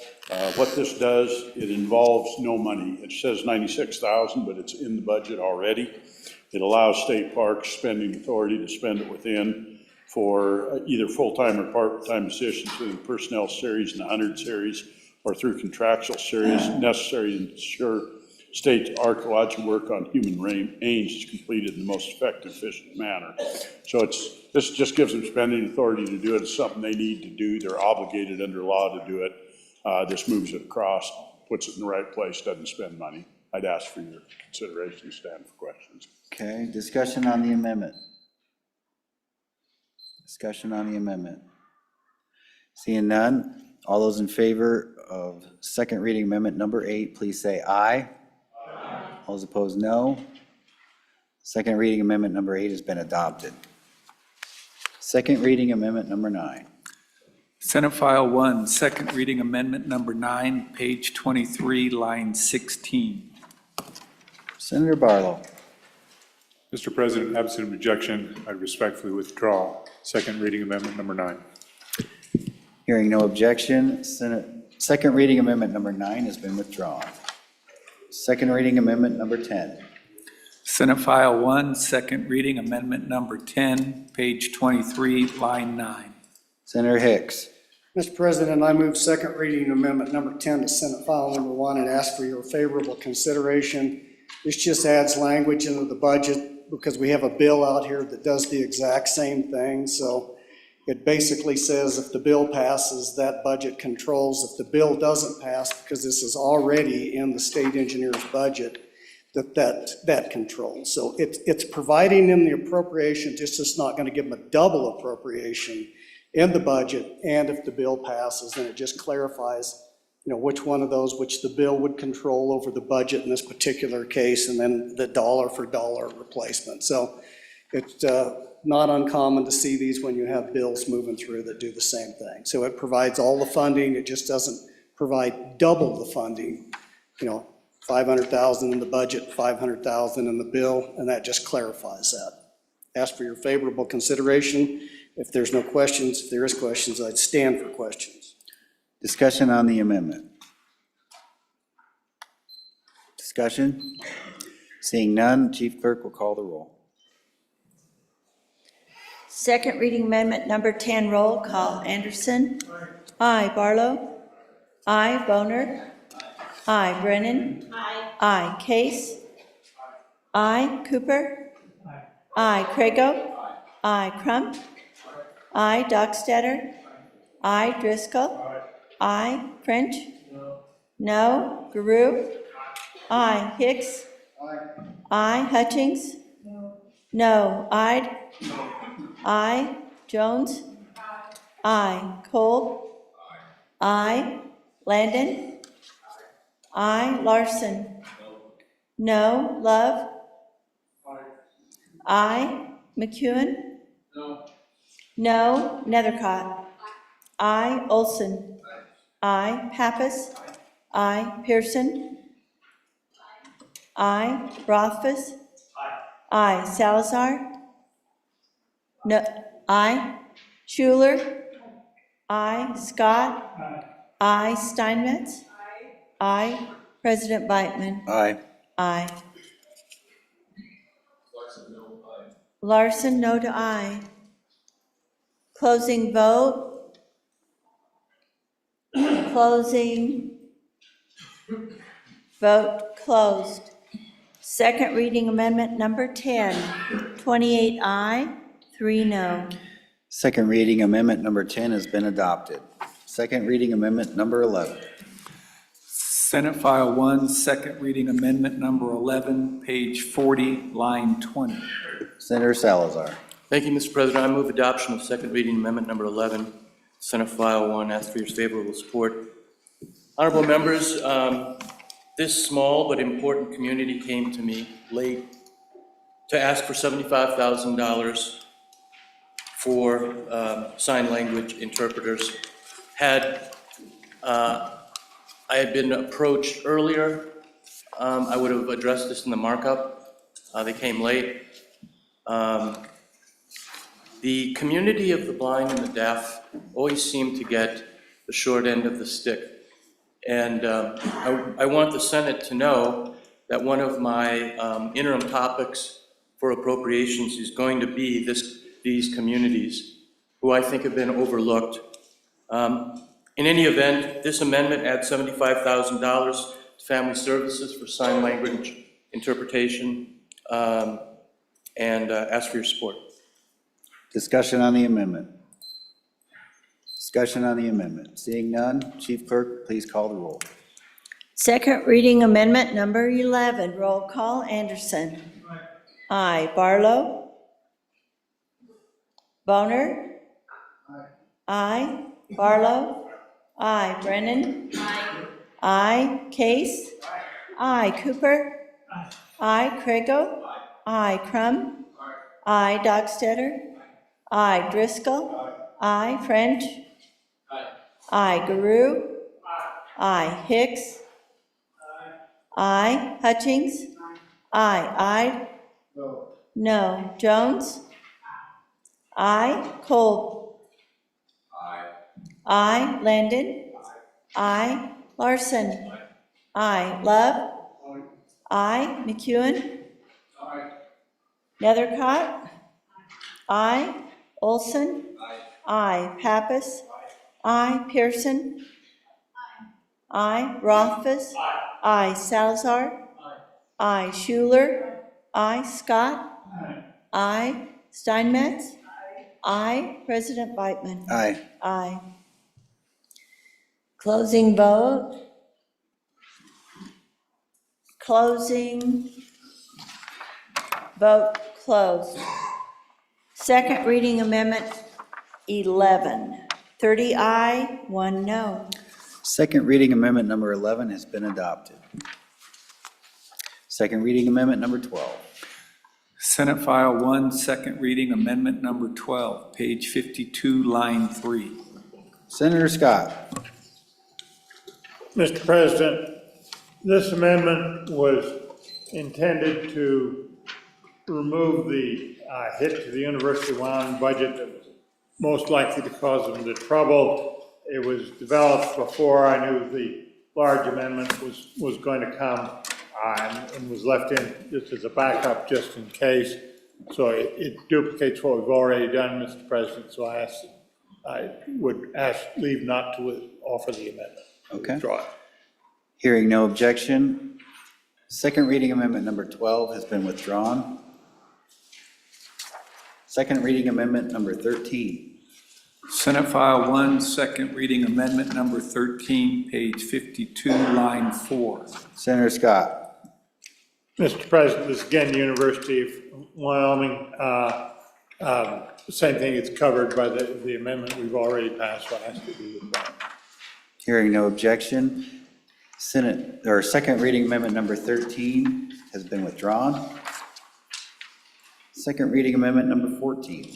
Senate File 1, second reading amendment number 14, page 85, line 5. Senator Boner.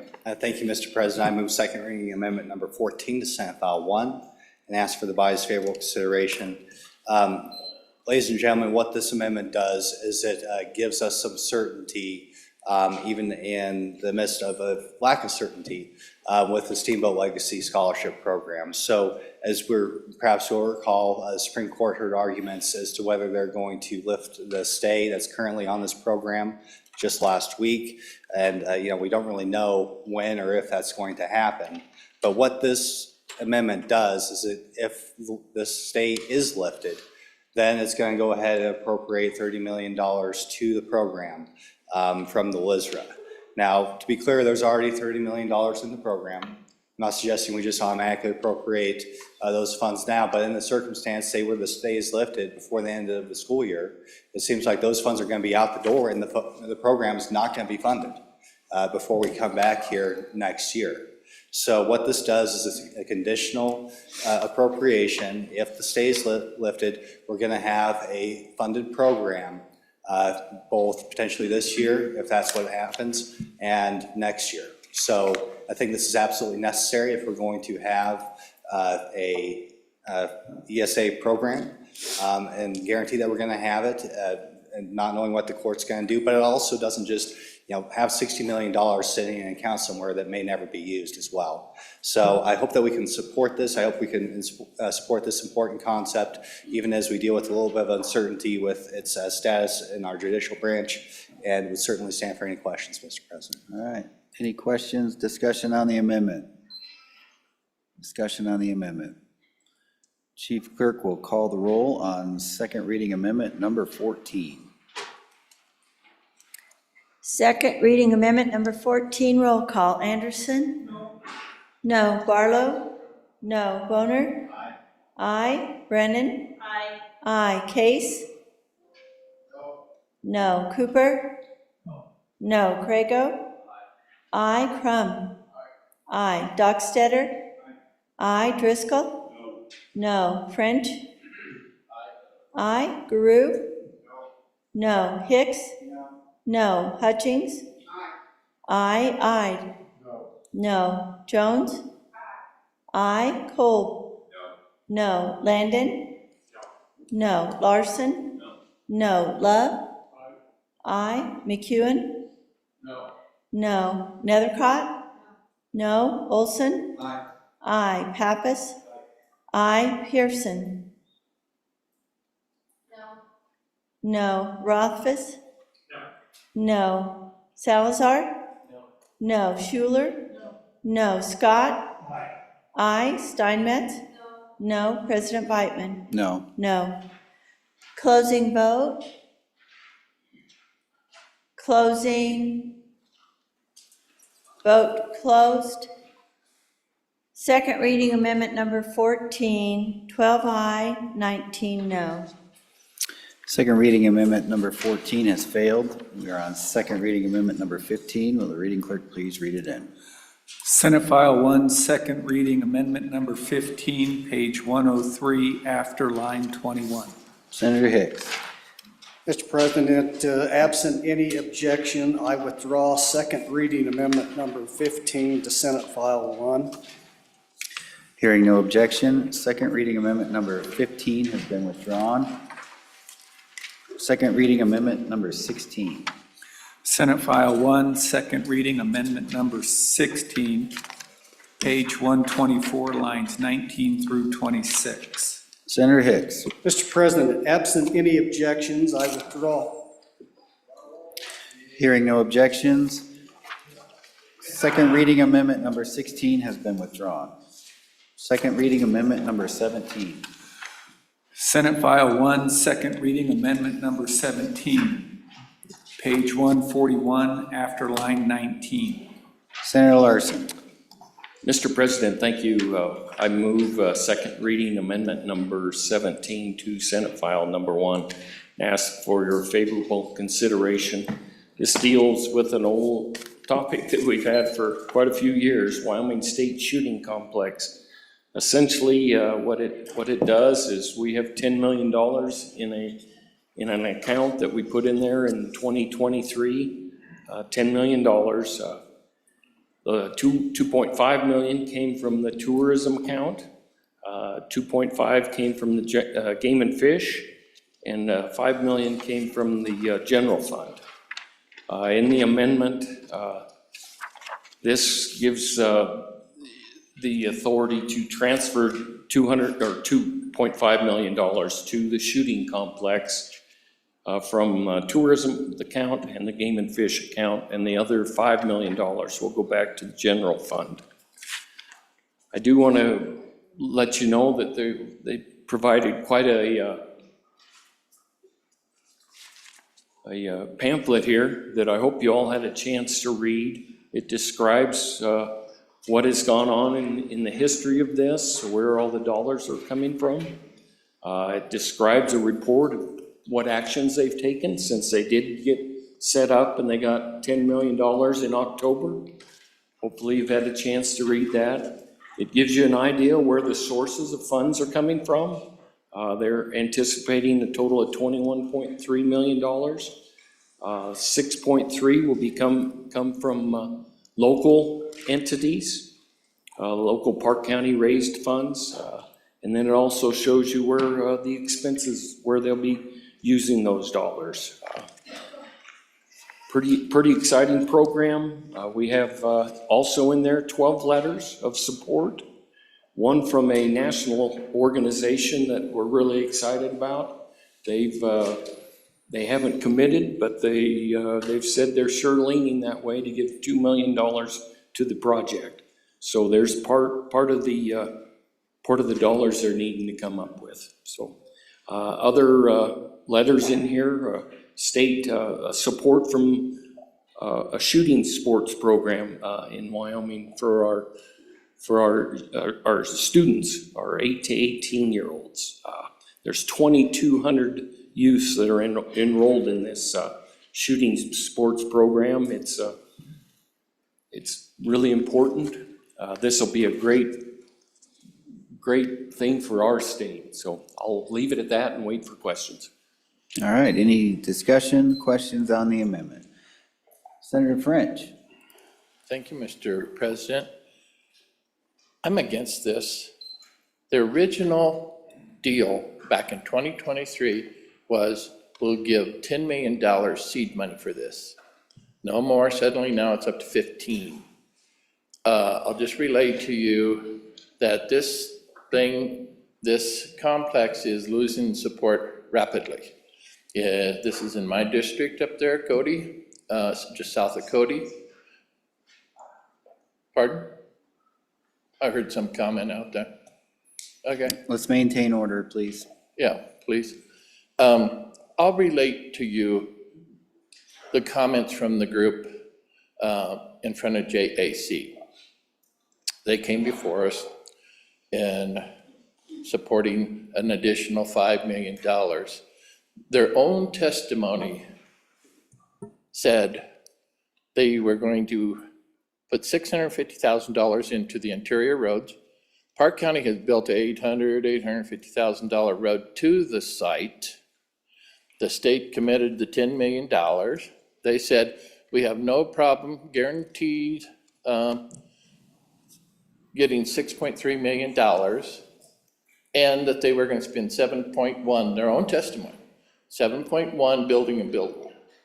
So 7.1 million plus the 650,000 for the interior roads is less than $8 million. Currently, they would have $16 million, $16.3 million. That leaves them $8 million to do other things. And there's always the comment, these outfits have to know that the state's really committed to this. Well, where's the money? You know, say, there's a big outfit here in Cheyenne that produces different products for the shooting community. There was mentioned in Rock Springs, there's an outfit. In Sheridan, there's an outfit that produces things. I believe there's an optics outfit to Lander or Riverton. Where are they? Where are they? Crickets out there. If this thing is such a big deal, why aren't they stepping up and saying, we commit $500,000 to this, $1 million, whatever. This is the greatest thing since sliced bread. Nothing. It's been 3 years. Where are they? I ask in the appropriations, and let's put a pause on this, see if any of them step up to the plate, you know? And the Joint Appropriations Committee said there was a vote taken. 10 were against this proposal, 2 were for it. Overwhelmingly, let's put a pause, let's wait and see. So I hope you vote no on this thing. Further discussion? Senator Hicks. Mr. President, you might recall I got a little dog in this fight, so let me provide you with the facts. The facts are in 2023, this came together, and part of this $10 million was initially to draw enough interest amongst the communities of the state of Wyoming. So that task force, composed of members of the Senate and the House and shooting sports, went out and we asked for RFPs, requests for proposals from all over the state, with the idea it was kind of fruitless to go out and ask for an RFP unless we were going to back it. There was never ever promise, because we didn't know where it was going to go, what the ultimate costs were, what the locals were going to put into it, what the business sector come in. So the original $10 million was seed money, and that came from $5 million general fund, $5 million tourism, $5 million that the Game and Fish Department donated to that account. It's sitting there today. So fast forward to last year and the actions taken by this body and the body down the hall. Both of them passed the supplemental funding that was passed by the Joint Appropriations Committee and came out to the floor. Ultimately, because of procedural things, we didn't end up with a supplemental budget, but let me explain to you what was in there. The original $10 million that passed out of this body and the one down the hall, plus an additional $3 million of tourism, plus an additional $500,000 of Game and Fish Department, plus an ongoing obligation of $250,000 a year in the state parks and cultural resources budget to fund the ongoing O&M. That's what we passed out last year. We came back and we funded part of that $10 million out of the SIPA account. That account's still sitting there. So if you look at their requesting now, they're not asking for any ongoing operation and expense. They're saying, please allow us to have access to the money that was appropriated in 2023. And why is that important? Because they came before the Joint Appropriations Committee a year ago. They submitted a budget, and they had a budget that is going to be a little over $20 million to build this facility. $20 million. And they committed to roughly 33% of that to drive that locally. So we need to do what we said we're going to do, and we're going to build a world-class shooting sports facility. Let's do what we said we were going to do. Let's live up to the promises that we made in 2023 and 2025, and let these people have the opportunity to succeed. This is old money. It's already appropriated. There'll be $5 million to revert back to the general fund. You've got a letter right there on your desk right now in your packet that says we want to help build this facility out, but it's an ask for a high-tech shooting range that's currently not into the model, no different than we do at the University of Wyoming. They said we're willing to look at $2 million in investment into a state-owned facility. But we need the match money. We need to get the full money out there so these people can go out and leverage that money. So we've already got these commitments. So talk about, you've got letters in there from the largest gun manufacturer in the state of Wyoming, the second largest gun manufacturer. You've got manufacturers in this city, the one over the hill saying, this is a good thing for Wyoming.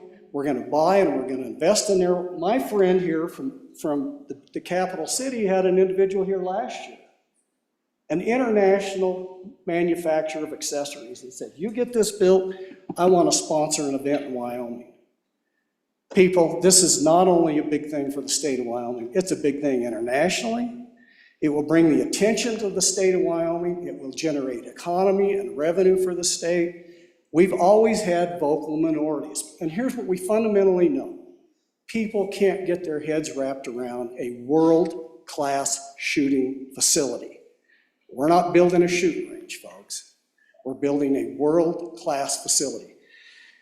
This organization that said they'll commit up to $2 million wants to expand their footprint into the western United States. That's an eastern United States program right now. And they're saying, we want to build with the state of Wyoming a facility that will draw a West Coast emphasis to one of the largest shooting programs in the entire United States, is the program that these folks represent.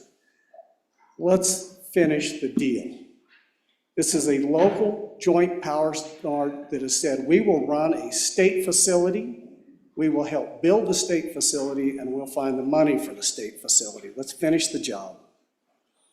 Further discussion? Senator Landon. Mr. President, thank you. Really appreciate the good words of the senator from the mother county, but you know, it's kind of ironic that a lot of the money for the project up in Park County came out of the SIPA fund. I thought that was kind of interesting. I thought that was a little bit of a grin there. So I just need some assurances from the bringer of the amendment. I heard the tourism fund, I heard the game and fish funding, both of which are getting targeted quite a bit lately, and you know, things being as tight as they are. Are we talking about new money? I just want some assurance and maybe a little bit more about what the original price tag was and what are we going to end up spending on this facility? Thank you. Further discussion? Senator Rothfuss. Thank you, Mr. President. Mr. President, on and for the amendment.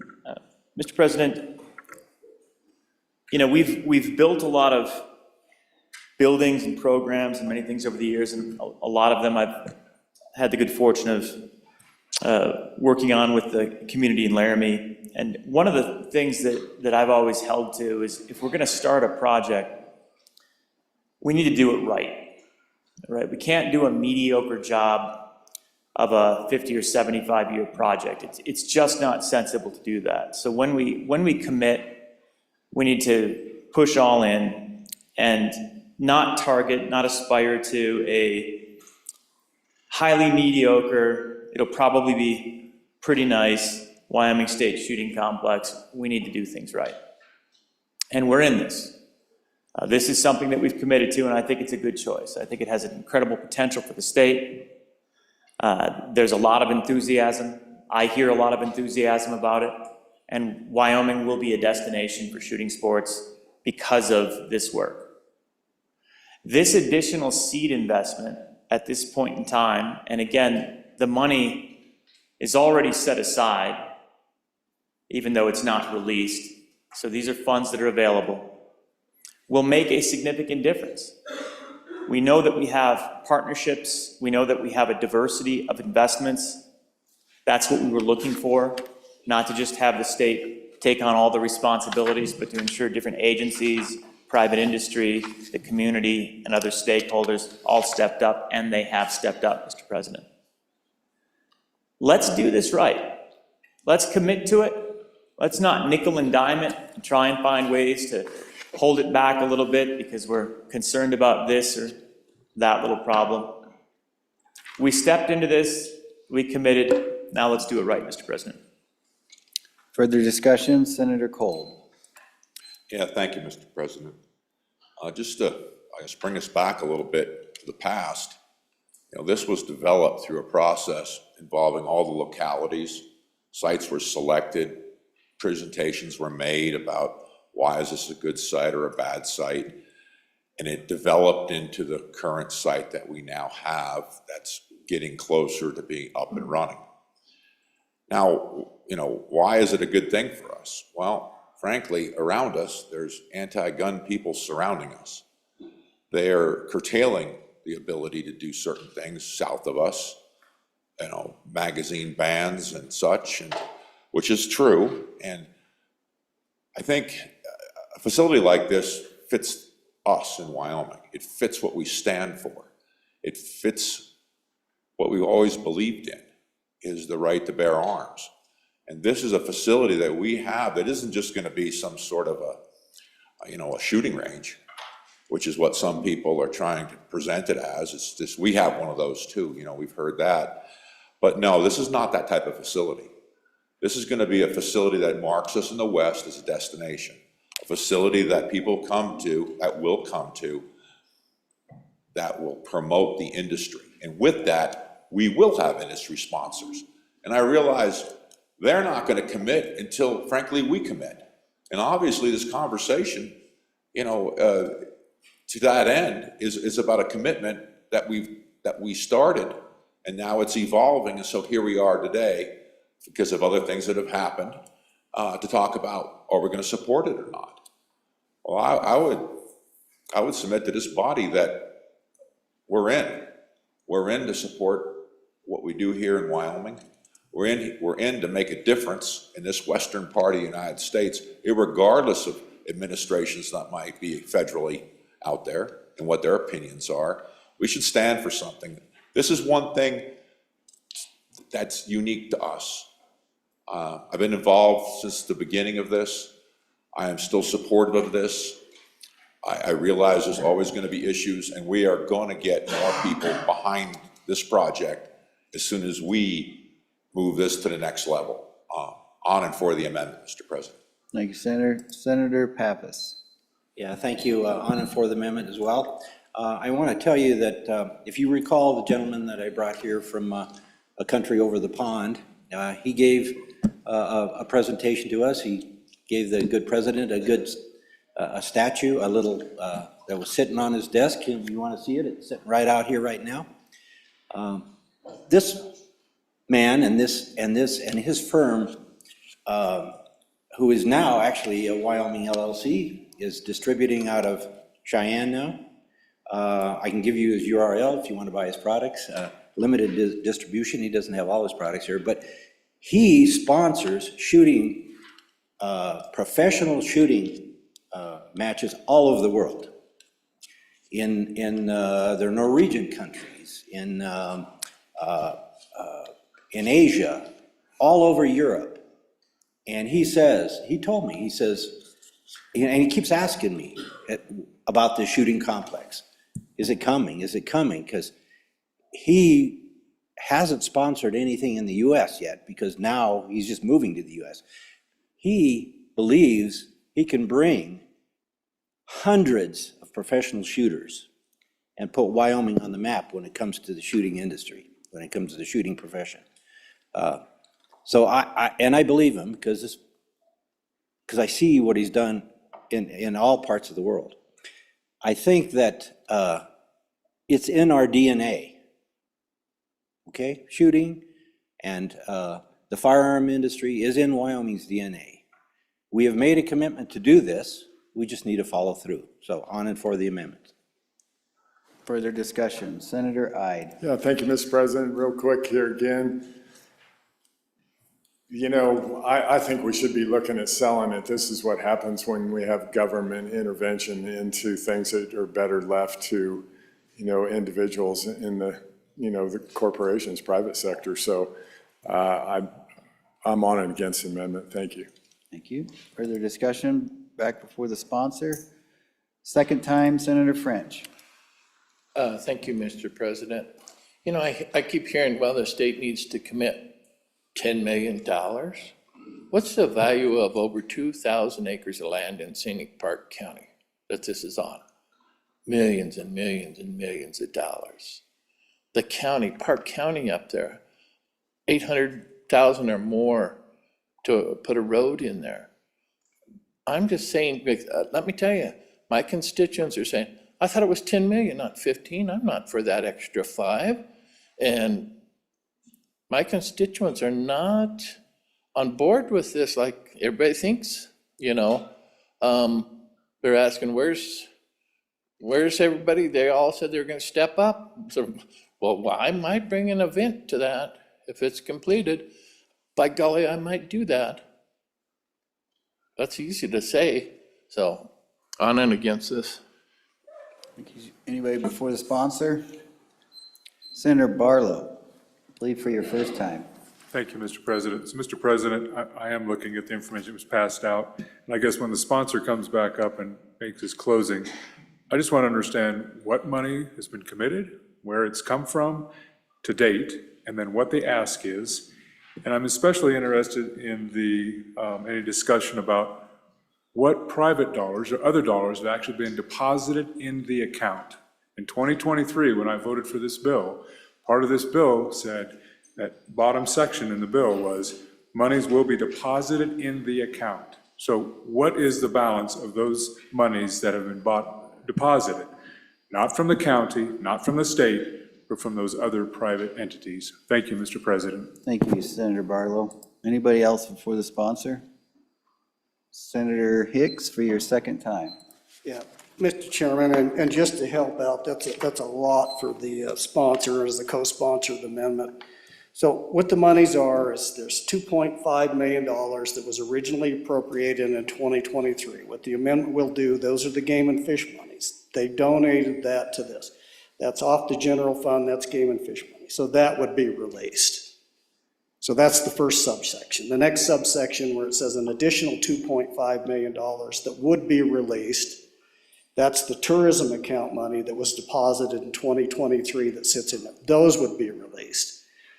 The balance of that, if you get down to the bottom of the amendment, that's what reverts back to the general fund. Just a couple of points that were made on this that I'll try to get to is, so this is on state land, and they went through the process. This actually increases $25,000 a year over and above what the current lease is on those state lands to the school foundation program. So it's a moneymaker for the school foundation program, but it's state land that has been leased, that they've executed an agreement with the SLIB board. So back to my colleague from Campbell County, where is the other money? So far, there's been a commitment of $2 million. Some of that's local funding, some of it's generated for the local Economic Development Corporation, because we didn't have the contract in place until almost October 1st of this year, to transfer that $10 million. They've been using their own money in that time to stand up, to hire consultants, to start to bid the road, working with the county to build the road in there. So they've been using their own money. Today we know, and I think it's in your handout here, if you go through there, it will show you today what's been committed that they've actually spent. So it didn't go into the count, it actually got spent already. It's a little over $2.1 million. If I can find it in here, but it's in your information packet as we sit here. But anyway, I hope that answers some of the questions. Again, they just got started. They didn't have a CEO on board because they didn't have any money from the state until almost October 1st. Took that long to get the MOU in place. That money comes through the State Parks and Cultural Resource Division. They are now on the major step of the fundraising. You can see the letter here. They just come back from SHOT Show a month ago. In 3 months, they've accomplished all of this. Literally 3 months.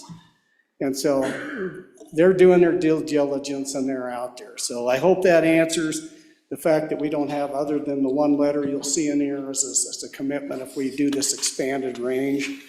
They want to buy into that. But I hope that helps answer some of those questions that are out there. And then I would refer the rest of my colleague from Park County. Anybody else for the sponsor? Senator Kolb for your second time. Yeah, thank you, Mr. President. Just like to say there was some questions about, why isn't government doing it? Why is government doing it, from my colleague? Well, there's things out there like interstate highways and that type of infrastructure that sometimes, in that case, needs to be done by government to get it off the ground and get it moving. And that's very much this case. This issue is going to benefit the state of Wyoming. And I'd like to say this facility is not coming to my county.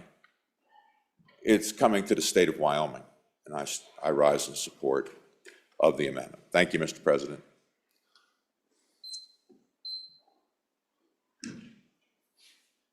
Any other discussion? Final, Senator Larson? Nothing? No other discussion? Okay. With that, Chief Clerk will take the roll. Second reading amendment number 17, roll call. Anderson? Aye. Barlow? Aye. Boner? No. Brennan? Aye. Case? No. Cooper? Aye. Crago? Aye. Crum? Aye. Dockstetter? No. Driscoll? Aye. French? No. Guru? Aye. Hicks? Aye. Hutchings? Aye. Ide? No. Jones? Aye. Cole? Aye. Landon? Aye. Larson? Aye. Love? Aye. McEwen? No. Nethercott? No. Olson? Aye. Pappas?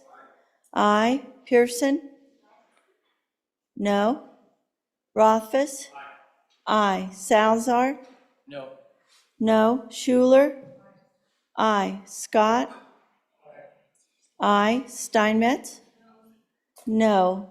President Beitman? No. No. Closing vote? Closing. Vote closed. Second reading amendment number 17, 20 aye, 11 no.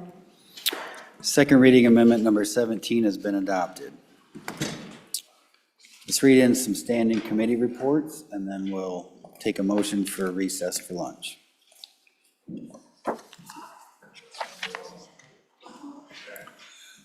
Mr. President, dated February 16th, 2026, your committee number 4, Education, to whom was referred Senate File 81, K through 12, Public School Finance 2, respectfully reports same back to the Senate with the recommendation that it do pass as amended. Voting aye, Senators Brennan, Olson, Rothfuss, Schuler, and Scott. Signed, Senator Schuler, Chairman. Mr. President, dated February 17th, 2026, your committee number 6, Travel, Recreation, Wildlife, and Cultural Resources, to whom was referred Senate File 25, Landowner License Limits in Limited Quota Hunt Areas, respectfully reports same back to the Senate with the recommendation that it do pass as amended. Voting aye, Senators Hicks, Landon, and Schuler. Voting no, Senators Boner and Jones. Signed, Senator Landon, Chairman. Mr. President, dated February 17, 2026, your committee number 8, Transportation, Highways, and Military Affairs, to whom was referred Senate File 107, Motor Vehicle Registration and Plate Issuance System, respectfully report same back to the Senate with the recommendation that it do pass. Voting aye, Senators Anderson, Barlow, Cooper, Kolb, and Pappas. Signed, Senator Pappas, Chairman. Thank you. Senator Schuler, do you have a re-referral for me? Yes, thank you, Mr. President, I sure do. Absent objection, I would request that Senate File 81, K through 12, Public School Finance -2, be referred to appropriations. Thank you. Thank you. Hearing no objections, Senate File 81 has been re-referred to Committee Number 2, Appropriations. Madam Majority Floor Leader, I'll entertain a motion for lunch. Mr. President, I move that the Senate beg leave to rise and sit again. How about we do a motion for recess? Mr. President, I move that we stand recessed until 2:15. Okay, thank you. Any announcements? Senator Love. Mr. President, I was going to ask for a privilege of the floor. I have a guest up here from Platte County Economic Development, Josephine Young. She leads the cheer and the charge for economic development, Platte County. Just wanted to say hello to us. All right, welcome to the Senate.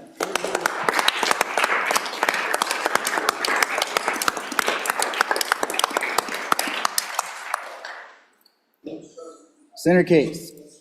Thank you, Mr. President. Your committee number 7, Corporations, will meet tomorrow morning at 8 a.m. in our usual room, W04, and online. We'll take up Senate File 114, Election of Representatives by County. Senate File 102, Wyoming Energy Transmission Study. That's a continuation from Monday. Senate File 117, Zoning Protest Petition Amendments. Thank you very much, Mr. President. Thank you, Senator Case. Senator Landon. Thank you, Mr. President.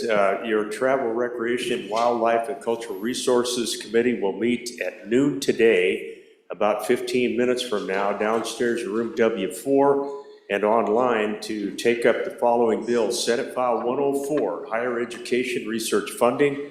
Senate File 109, Cowboy State Agricultural Trust Fund. And Senate Joint Resolution 9, Keeping Public Lands Protected and Decisions Local. Again, right at noon today. Thank you, Mr. President. Well, that was 10 minutes ago, so we'll go 15 minutes from there. How about that? Senator Olson. Thank you, Mr. President. Your Committee Number 1 Judiciary will meet upon this noon recess in W002 to consider 3 bills. Senate File 87, Felony Interference with a Police Officer Amendments. Senate File 88, Sex Offenders Residents Near Child Care Facilities. And Senate File 92, the Wyoming False Claims Act. All right, thank you, Chairman. Any other announcements? Senator Nethercott. Mr. President, thank you. Just a quick privilege of the floor, if I may. Yes.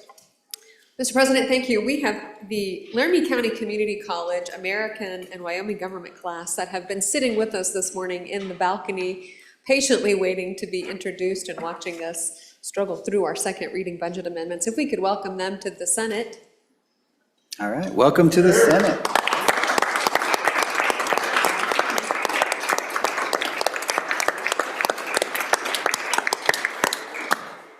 Any other announcements? Senator McEwen. Thank you, Mr. President. Your Revenue Committee will meet tomorrow upon noon recess to take up Senate File 110, Residential Property Tax Revisions, and Senate File 96, Tobacco Sales and Taxation. Thank you, Mr. President. Thank you. Senator Schuler. Thank you, Mr. President. Senate Education will meet tomorrow at 8 o'clock to take up 3 bills. Senate File 35, School District Cell Phone and Smartwatch Policies. Senate File 90, School Facilities Use Fees. And Senate File 72, Interstate Teacher Mobility Compact. Thank you. Senator Salazar, you got taller. Mr. President, it got a lot worse looking.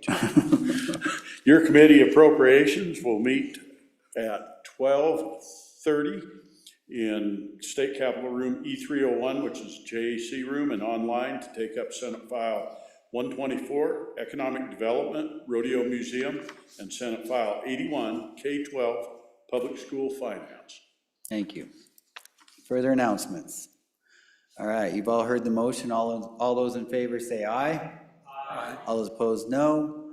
Motion carries. The Senate will stand at recess until 2:15 p.m.